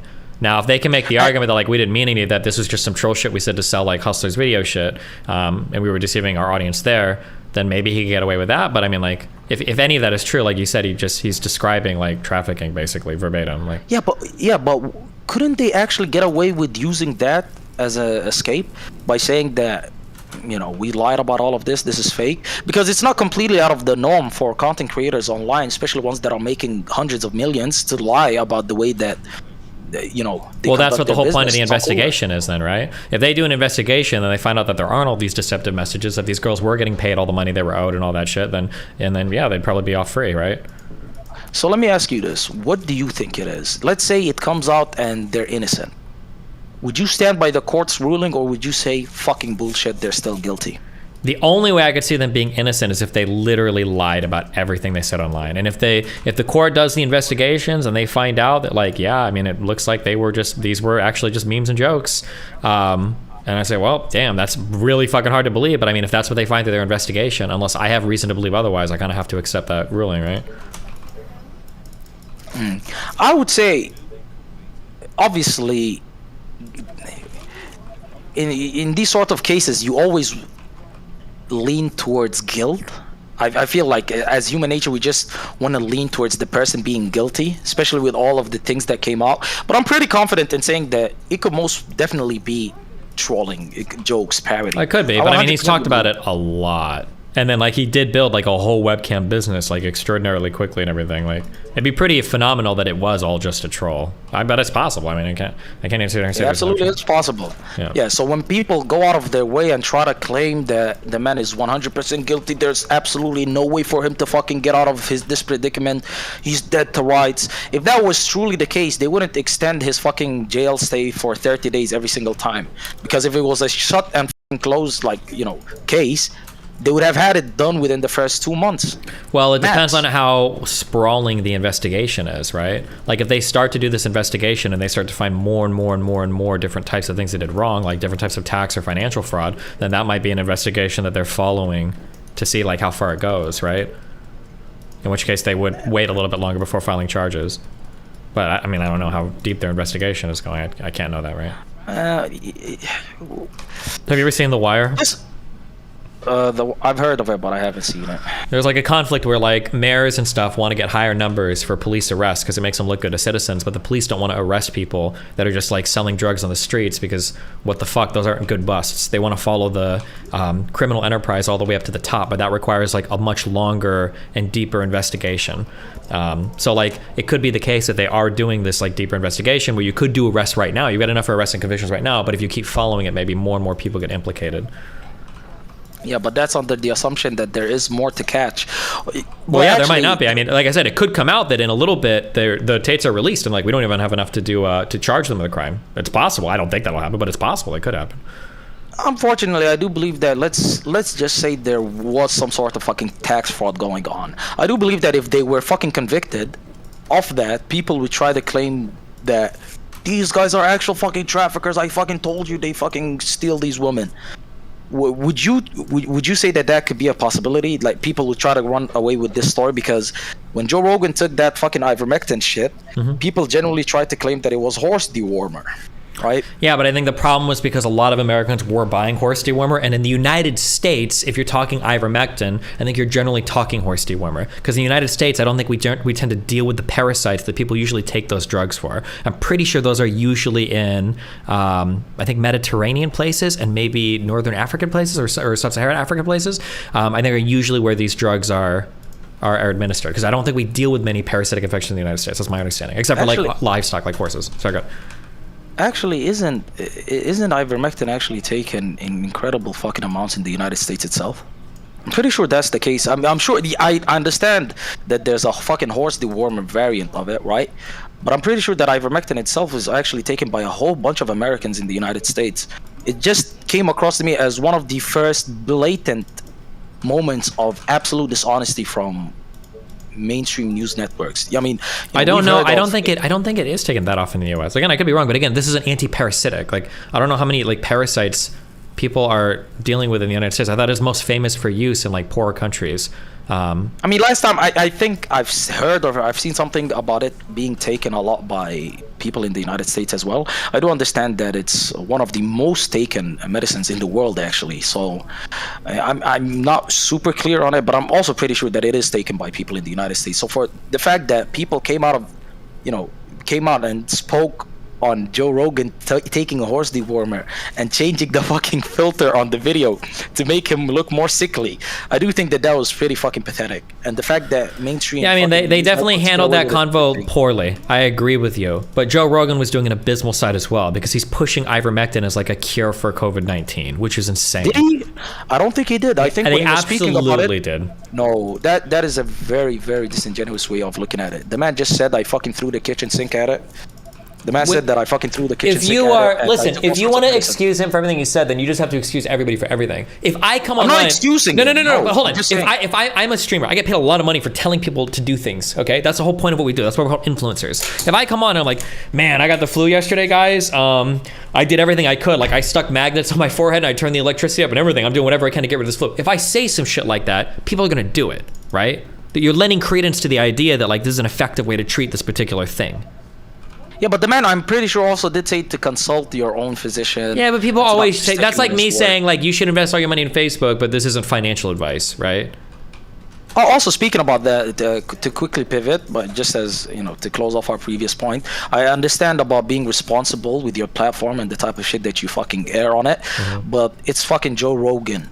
He talks about most of the shit that he does in his day-to-day life. If you were to tell him to police himself, then you wouldn't have much of a Joe Rogan experience to begin with. But I do see where you're coming from. Well, yeah, but it's not just that too. If it would have been a one-off comment, that'd be one thing. But the fact is that like he has a lot of these other like weird anti-vax people, like the Dr. Robert Malone guy and other people too that say a lot of weird shit related to it. And so I think it's in totality of all of that is why people looked at it like kind of with a bit of a side eye. Yeah, but that's looking at the scale on one side of things as well. But he also had a lot of people that were pro-vaccine that also pushed for people to take the vaccine as well.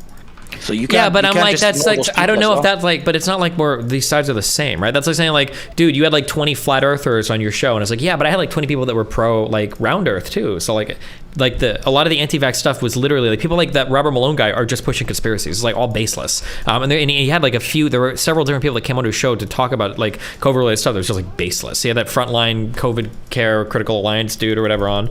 Like, yeah, so of course like people are going to be really critical when he's saying stuff that is like perceived as like pushing alternative medicines to treat COVID with no empirical backing for it, right? What do you think of the $1 billion lawsuit, the FTX lawsuit?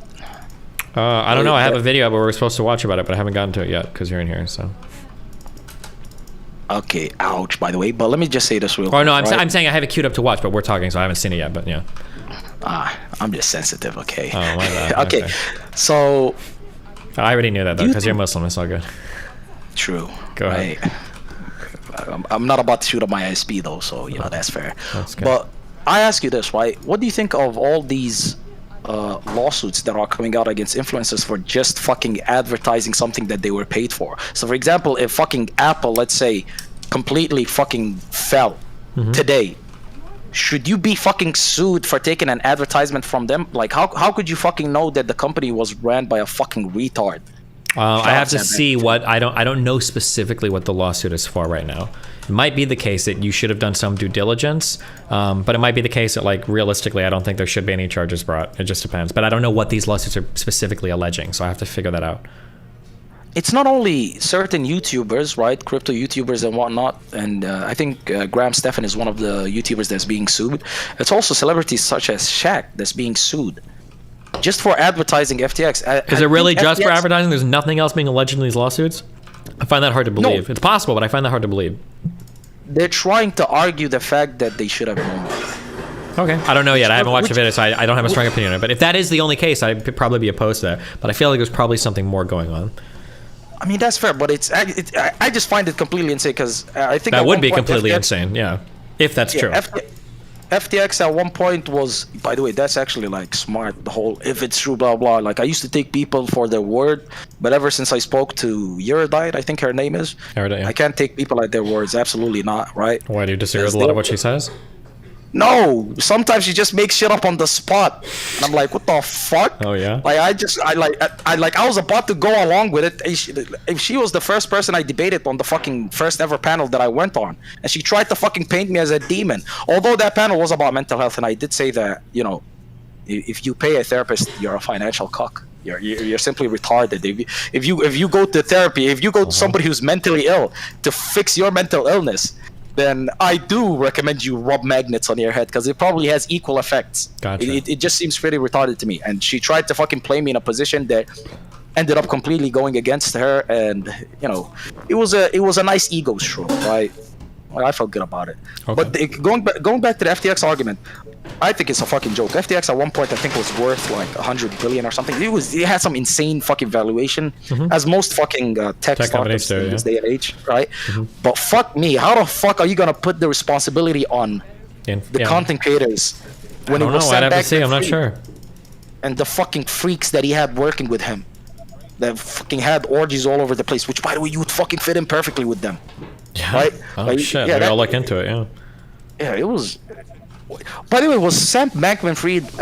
I think he was arrested. Is he still detained? Was the woman that he worked with still detained? I have no idea. Well, you don't know a lot about this case?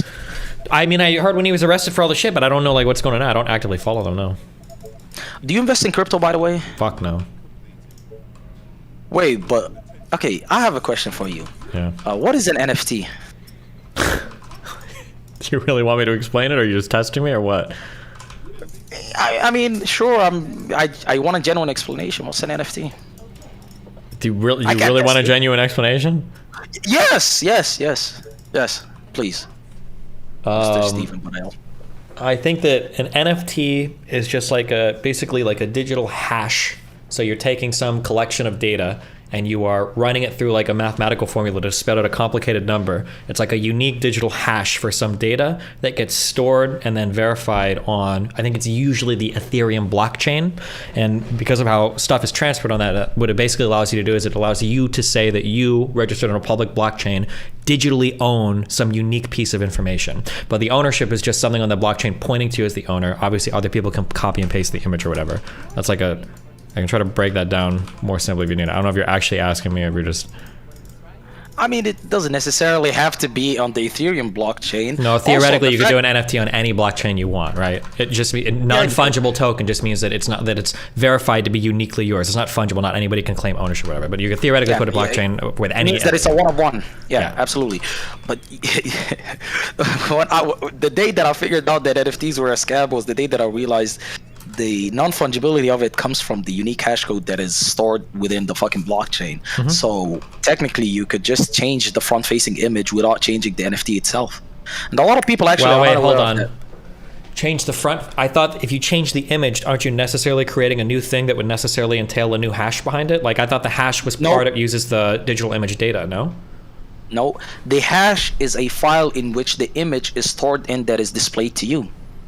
So if you were to change the image, if you were to take bored apes, for example, and you were to change them to just a white blank background, that wouldn't change the hash in the blockchain. Like, What you is could the hash? What is the hash theoretically- generated from? It's generated from the file itself. So the file is what the hash is on the blockchain, and that file could store and technically anything that you want on it, right? So the hash. So the you- hash. What is the hash on the blockchain for an NFT? What does the hash theoretically point to? What does it actually point to? It points to the file. Yeah, but The like, file where is that that's file? the Where is it image. found? On the blockchain itself, but they also store it on, I'm pretty sure. Yeah, but I'm asking like how, because my understanding is a blockchain only exists insofar as every other computer part of that network is constantly verifying and has their own image of the blockchain, their own copied mirrored version of the blockchain. You can't change data once it's on the blockchain, right? I guess in theory I would believe that. It sounds like what you're as- referring to is on a blockchain, I could theoretically create a hash that once ran through an algorithm points to a URL, and then I could change the URL to point to another image. But I thought that my understanding would be like if I have an image like a PNG, I could take it, I could basically churn this whole image through something that would generate a unique hash for the image, and then that hash is stored on a blockchain. But if I change the underlying image, obviously the cryptographic signature wouldn't be the same. It would necessarily change because it's different data that's being hashed. But I could be wrong on that. That's my understanding. But No, that's fair. That Okay. that what you just described is only applicable if the hash points to the image, not to the file. The well, hash yeah, but what points is to the file? If you're saying the file, you're just saying the file's a URL, or? No, I'm pretty. That I can actually give you a straightforward answer on, but I'm pretty sure that for the vast majority of cases, at least the most popular ones like the CryptoPunks, the Bored Apes, it actually just points towards a file, and that file is what actually contains the images. So it is incredibly easy for somebody to just change out the image that is in the file itself, and technically rug pull people doing so. It's really not that hard. If you wanted to rock pull people with NFTs. Now, I do believe that I don't know what your position on crypto is, if you believe that it's a scam or not. I guess you do from the way that you answered my question. No, I mean, I don't. I think there can be utility to crypto. It's not necessarily a scam, but I think oftentimes it's used. Like for instance, is gold and silver a scam? I don't think so. But I think when people sell it, 99% of the time it's a scam because they're just saying, oh, hedge against inflation, it's the most important investment. Not really. I don't think so. There's better things you can invest in. But like, I would never say that like all gold and crypto are scams. Just people that sell them, or gold and silver are scams. Just people that sell generally. Same thing with like NFTs or crypto. Like, there's good use cases for NFTs or for cryptos or for blockchains, but more often than not, it just seems like people are using them to get rich quick on the internet. Especially when people are saying Yeah, like, but oh, that you could can be buy and applicable to sell this everything, crypto. though. What? Yeah, but what you just said could be applied to literally anything. Maybe there's a lot of things it can apply to. I would agree with that. I don't know if it'd be anything, but yeah, there's certainly a lot of things that it could apply to. Yeah, quite a few things. It's just, I do believe that there's a lot of cryptocurrencies out there that serve no value other than to just fucking make the The founders owner's money. Yeah, for sure. Yeah, right? I agree with that. Yeah. Like, there's absolutely no utility behind it. A great example would be Shiba Inu. Actually, when Shiba Inu first came out, I refused to put any money into it because I was a fucking dumbass. I was like, if this coin has no utility, I'm not gonna invest in it. And then it like fucking 1000x, and I could use the money. And at this point, I'm living a life of regret. But there's quite a few actually, I lost all of my money on Luna, so there goes that. Yeah, I did. But I'd say that there's a lot of fucking coins out there that have great utility. I believe that smart contracts, right? I believe. Wait, explain smart contracts again. I think that's where you have like some agreement or some deal that's stored in a blockchain somewhere, right? But I don't know 100% to explain. Yep, and both parties need to meet the conditions. So, for instance, I believe like a lot of a great example of a smart contract and the way that it could be used, a utility for it. And I believe that there's a crypto out there that I can't necessarily give you right now that stores the deed of a house in a smart contract, right? Okay. So like you own the house, blah, blah, blah, everything is in writing, and as long as you meet the fucking stipulations in the smart contract, right, whether it's the fucking price or whatever sort of other specifications that's put by the smart contract owner, once you buy it, the house is yours. You don't have to go through the government. You don't have to fucking do X, Y, and Z. Of course, is that illegal, by the way? I don't own a house. I have no idea. Right, so like I believe smart contracts definitely have a great deal of utility, right? I believe that there's a lot of cryptos out there that serve like a whole bunch of actual like fucking positive things. Mm-hmm. But for the most part, the biggest crypto is what Bitcoin, and it's a store of value. So its utility is you just fucking you just get to hold money into it. And you have Ethereum, which is actually, Ethereum is quite expensive, but the gas fees is absolutely fucking ridiculous. I can't believe that people are putting money into crypto. I mean, I think the biggest issue, in my opinion, with crypto is that, like, I think there were some cool ideas about it being a currency, but it very quickly moved away from that to just like some huge like speculative asset that everybody just like got hyped up seeing the price blow up around. And then once that started to happen, now it's just kind of this toxic thing where people are trying to get rich off of it. And in the original purist form, and I know people are always excited about like price hikes and shit, but technically you never really should have been excited about Bitcoin like 10xing in value, because all that's showing it, what?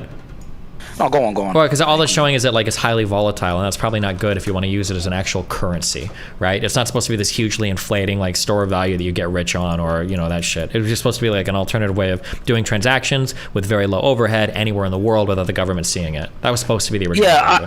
I don't believe that anybody looks at Bitcoin as a currency in this day and age. The circulating supply is what, 19 million? I think the most that it could ever achieve is, I forgot, there's a certain number that it needs to meet, and then it like increases by a certain percentage that I can't tell you right now. But people don't look at Bitcoin as currency. I think there's another form of Bitcoin that actually does that has a greater number of fucking circulating supply, because you can't use a fucking currency or a crypto that only has 19 million. It wouldn't make any sense. But I do believe that it could be used as a store of value. I disagree with you on the fact that, if it 10x's, that shows that it's highly volatile. Well, in actuality, yes, it does. But at the same time, I would say that it's much greater and it's much smarter. Actually, don't quote me on the smarter part, but I think it's better for you to put your money somewhere where it could actually fucking gain a significant amount, rather than just leave it in a bank where it actually depreciates due to inflation. Yeah, I agree. But that's like what investments are for, in like companies and shit, right? That's where our money hopefully should be going, right? We wouldn't want a ton of people dumping their money into fucking Bitcoin. We want them investing them in like companies that are doing something with that money to grow, right? Yeah, that's fair, but I'd say the smartest route that most people could take is probably put their money into some sort of index fund that gives them a guaranteed percentage return every year. But that's not as great of a fucking proposition as putting your money into fucking Bitcoin and maybe having that motherfucker go up 2x. You know what I mean? Yeah, I agree. So, cryptocurrencies, it's like the new pharmaceuticals of like the Zoomer age. You're buying penny stocks in the hopes that like some patent gets approved and your company goes fucking huge, right? That's like what crypto is for Zoomers, kind of. Absolutely. Right now, because what did I say? Like in 1,500 hours streaming, I saved up, or I made, I'd say like $2,000, like 2,500 in like a year and a half, damn near. I'm just trying to find that one. Listen, it's you guys could call it retarded in chat, because it is retarded, but you're talking to me, okay? You already knew what you're getting into. I just want to find that micro cap coin that's got 100x, and I'm just launching $1,000 into it. I'm never going to put my money into Bitcoin. Bitcoin, realistically, at most this year is probably going to 2x. That's it. It's going to 2x. A 2x for somebody like you who has the capability, especially after Train fucking, hit you with that kick contract, you could put 10,000, 20,000, 30,000 comfortably, right? And having that money double is easy, right? But for somebody like me, I'd say I 100% see where you're coming from. I would look for a small, I'd say sub $1 billion, a fully diluted market cap coin where I could just dump all my money into. That's 100% what I'm doing. I think that's 100% what most people are doing. And I don't think that it's necessarily stupid. I don't believe that it's necessarily stupid. But will you lose your money? Most of the time? More than likely. Yeah, more than likely you'll probably lose your money. But I do believe that I'd rather do that than just sit on it, because it wouldn't make any sense. I mean, when you're young, it makes sense. You're looking for those get rich big opportunities. Like, you can always earn your money back, right? Like, you're not going to do this when you're 75, investing lots of money, looking to get rich quick. But like when you're young, sure. I mean, like if you go bankrupt, if you lose all your money right now, like you'll be okay. You're young, you'll make it back. Yeah, you have a safety blanket. Yeah, you have a safety blanket. I'll just, Uh, I'll sleep in my fucking bedroom. That's what I'll do with my parents. Yeah, for sure, 100%. I mean, that's why I'm streaming actually, because I have nothing better to do. So why not give it a shot? If it works, it works. If it doesn't work, it doesn't work. So Sure. I do 100% agree with you there. Do you think that the crypto markets will actually, or crypto will, stick around for the next 3 years, or do you think the whole thing's gonna implode soon? I have honestly no idea. I don't know. It's going to depend on. I feel like the whole crypto markets, everything. I could be wrong. I'm talking on my ass, but I feel like they all just follow Bitcoin anyway. So like, They do. 100% they do. Yeah. yeah. So like, it's going to come back to whether or not like if Bitcoin starts to hit new highs again, then all the other crypto markets are going to get fucking gassed up like it did last time when didn't Bitcoin get to like fucking 60K or some shit? It did at its highest. Yeah, so like I mean, if it starts to pass, if we see like more all-time highs, then I think people are gonna freak out and start investing in like all sorts of crypto and shit again. I think that'll happen.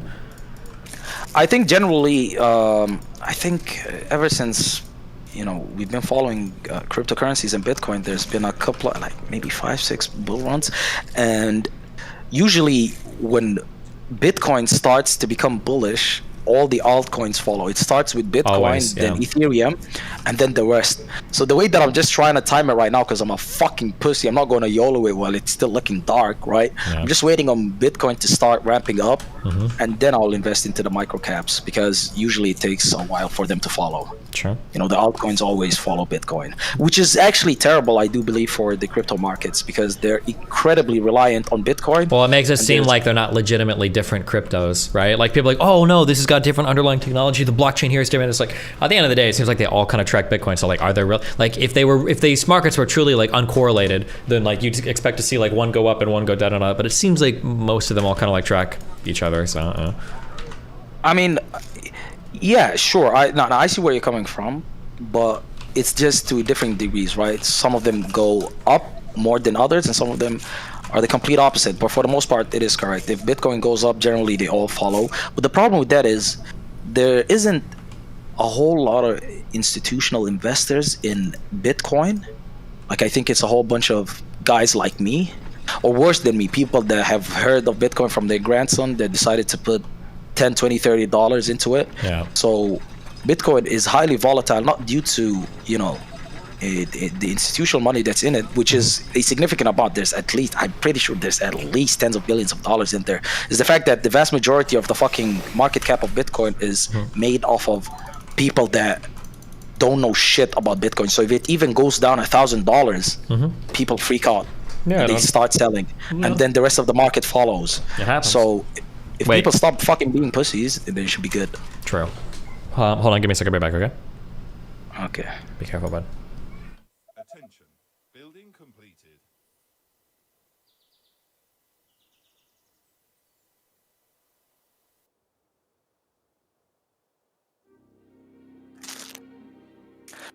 Guys, put ones in the chat if you can hear me right now. It's me and you again, ladies and gentlemen. It's me and you again.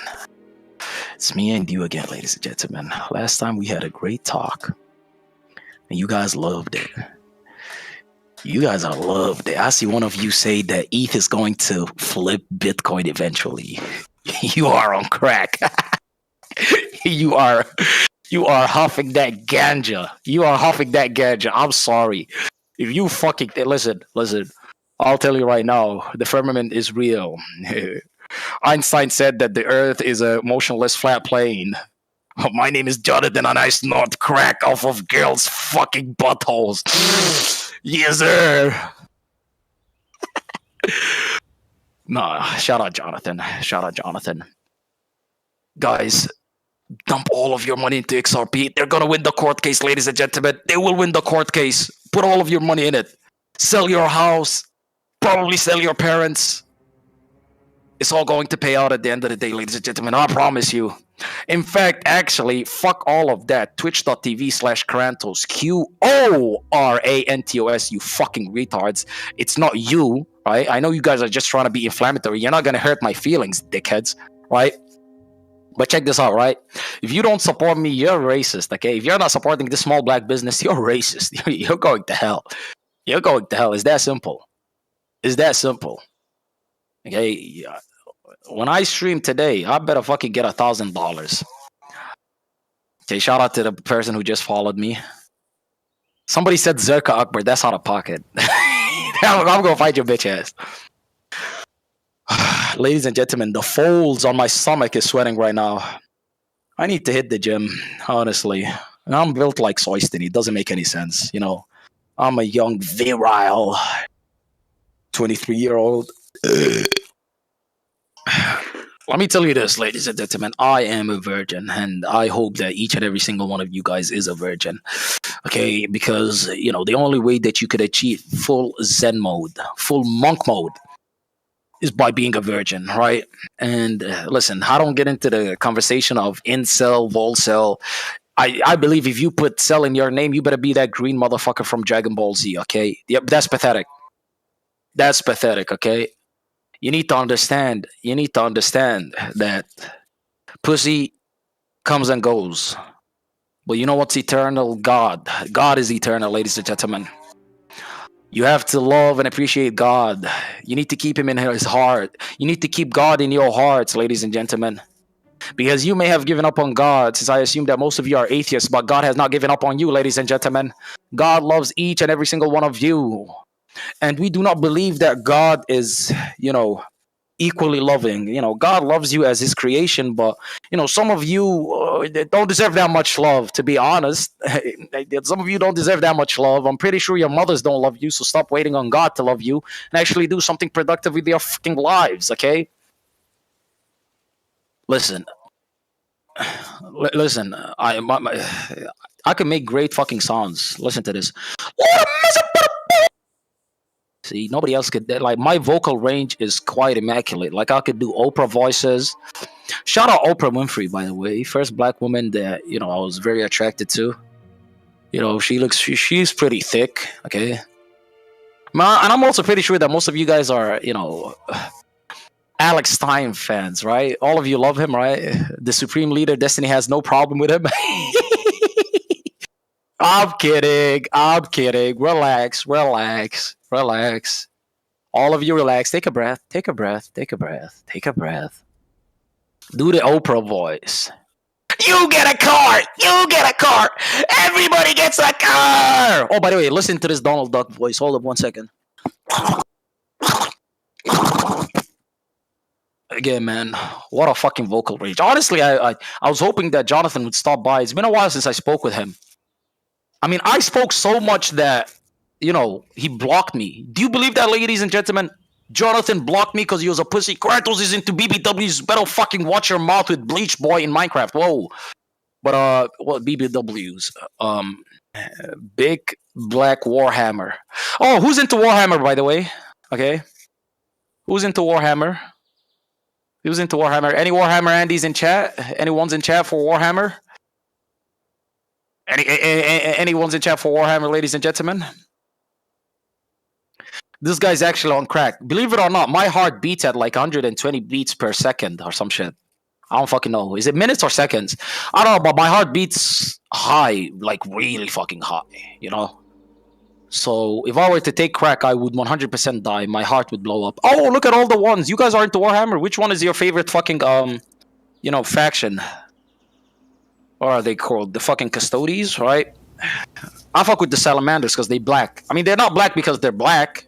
You guys would think I'm into the orcs just because of the way that I act. Obesity, lol. Bitch, I could outrun any single one of you guys. I'm Somali. My fucking genetics are blessed. I could fucking run for 10,000. 1 second, I'm about to burp. I could run for like 10 hours non-stop. Non-stop. Like, don't let the exterior trick you. Like, I'm very physically fit. God bless. You know what I mean? Necros. That's cringe. I don't like robots. Fuck the AI, okay? The reason I became a fucking programmer is to deprogram the Matrix, okay? Save the people. I fuck with the orcs. I like the salamanders. The fucking emperor is a bitch. I will say that much. He's a pussy. A fat Somali, I know what an anomaly I am. The fucking TVA is after me, okay? The TVA is after me.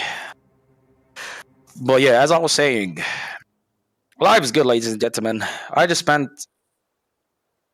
I don't know. I haven't went to sleep yet. I don't know why I'm this energetic. It's fucking 7 a.m. I shouldn't be this fucking energetic, boys. And anybody who calls me Alt Zerka, I will fucking find you and I will nut in your mother. And if she's dead, guess what? I'm a fucking necromancer or whatever they're called. You know, the ones that are into dead people. I'm that. I love you too, Jojo. My man. Warhammer haram. Stop saying everything is haram, ladies and gentlemen. See, guys, I've been very good faith with Mr. Bonel. Right? Been very nice. He doesn't know. Like right now, when he comes back, he's just gonna fucking see my big BBC because I know he doesn't have it on stream. It's just between me and him. Keep it personal. You know what I mean? First of all, never say it's Zestiny's effect. I'm the fucking zesty overlord. Okay? Nobody has necrophiliac. Is that an album? But let me say this real quick. There's nobody, there's no fucking body on planet Earth that is much more mentally engaged than me. Okay? I told you guys, I am deeply, deeply, deeply, incredibly closeted. So I keep it based all the time. But you know what I've never done in my life? Engaged in premarital sex. And it's not because I couldn't, you fucking dickheads. I've been offered plenty of times. Usually it came from older men when I was like 12 years old and they were telling me to walk towards their vans. But, you know, I declined because I'm a man of fucking honor and dignity. But listen, I'm not a virgin because I have to be. It's because I choose to be. And don't say it's because I'm a fucking Volcel, you bitches. I don't ascribe to all of your fucking disgusting definitions. It's nasty. It's nasty. And I just saw one of you guys say that I knew he was fucking molested as a child. That is crazy. That is fucking out of pocket. And if you think I'm gay, Zerka, then you've never met Jonathan. Jonathan is the most gauge man on planet Earth. That man looks like he's been to a few gay clubs in his lifetime, okay? I'm telling you that right now. KT says breathe. Breathing is for pussies. Don't put me and you on the same plane of existence. I have dropped down from another dimension. And no, it's not because I was so fucking fat I created a hole in fucking dimensions. That's not the case. Don't say that, right? Okay, that's not the case. I willingly came down to talk to you guys. What is brown Zerka? You mean black me? Listen. You need to understand this. The world is going to come after you eventually. Most of you guys are probably on some sort of watch list. Now, whether that be a terror watch list or a fucking sex offender list, like I'm pretty sure I would find quite a few of your names on there, right? So eventually when the world collapses, right? And, you know, it's all anarchy because all of you atheists believe in anarchy, right? You believe in fucking nihilism and you believe that the world and your lives and your existence has no purpose because, you know, your overlord, God, fucking Emperor, Destiny fucking told you guys that it's all random, my dudes, right? It's all random, my dudes, right? And you guys suddenly fucking bought it, right? Once you guys are fucking eating babies and drinking their blood, you know, that adrenochrome, like once you guys are doing that, I will come on the back of my white horse. And when I say I will come, I'm not meaning like I'll come on the back of the white horse. I'm saying like I'll approach you guys on the back of the white horse. So I'll come to you guys, right? I'm not Vosh. I'm not into horses. But I will come to you guys and I will save you. I will save you guys. I will support you. I will show you the way. You know what I mean? I've heard that kinks are hereditary. So some of you guys may be deviants. Some of you guys may be, you know, sexual outliers. So if that's the case, consult your parents. You know what I mean? Consult your parents. Consult your parents. If you have a kink for like having your booty eaten, which by the way I'm not opposed to, because the greatest sign of masculinity is having a woman munch on your booty. 100%. He's back, boys. Nobody uttered a word, okay? None of this happened. Shush. But yeah, as I said, welcome back, Mr. Bonel. How's it going, buddy? Your chat is pretty nice. I'm not gonna lie. I do have a great level of disdain for the Taliban, right? DGG. I do think that they're satanic, right? Much more of a fan of the original Mujahideen, if you were to ask me. R.I.P. Usama. That's my cousin actually from back home. It's not the Usama that you're thinking of.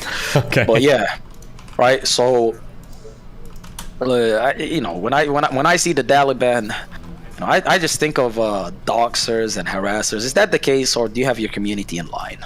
Do we? I don't think we do much doxing, harassing. If we did, you would know about it. Oh shit! Talk your shit, gangsta. What the fuck? No, I mean, like if I've got a lot of people in my community. If we were involved in shit like that, like they would be like, it would be over for a lot of people on the internet. They'd be getting fucking destroyed. So obviously, we don't do that, right? Would you say you're like Sparta? You know, even though you're smaller in numbers, you could probably take on like the juicers, like XQC's people. Would you say that's a possibility? Well, yeah, because we're dedicated, of course. You saw us in the big pixel wars. Okay, we dominated that. All right. Oh yeah, you killed his dog a second time over. You killed Hassan's dog like twice. Listen, I'm not that big of a fan of dogs, so I'm not gonna, condemn you for it. But that was some cold ass shit. I'm not gonna lie. You are pretty heartless. But I will say this though, right? You are responsible for his creation, and your offspring he's not the best of, sons. Why would you say that he dislikes you? I've never actually fucking known, because you guys seem pretty close. Now, I don't know if he's also bisexual and you guys had gay sex. Don't tell me. I'm not asking you, by the way. Okay. But just in case. By the way, I 100% believe you'd be the top, by the way. He comes off more feminine. But, regardless, when was the fallout? What happened? I thought he was just too ideologically driven, and I didn't view myself the same way, and we got into big disagreements over that. I think it was an argument over Kamala Harris. The Indian chick, right? Okay, so would you say that Hassanabi is a champagne socialist? You are familiar with the term, correct? Yeah, of course, I'd say so, yeah. And would you say that he's a man that does not live according to the beliefs that he pushes onto his people? Well, he's got like newer beliefs now to be more in line with his shit. But I think before they like constantly shit on people with like huge houses and designer clothes and stuff. But I don't think he does that as much anymore, obviously, because he knows it would look bad. And what are his new beliefs that support his current lifestyle?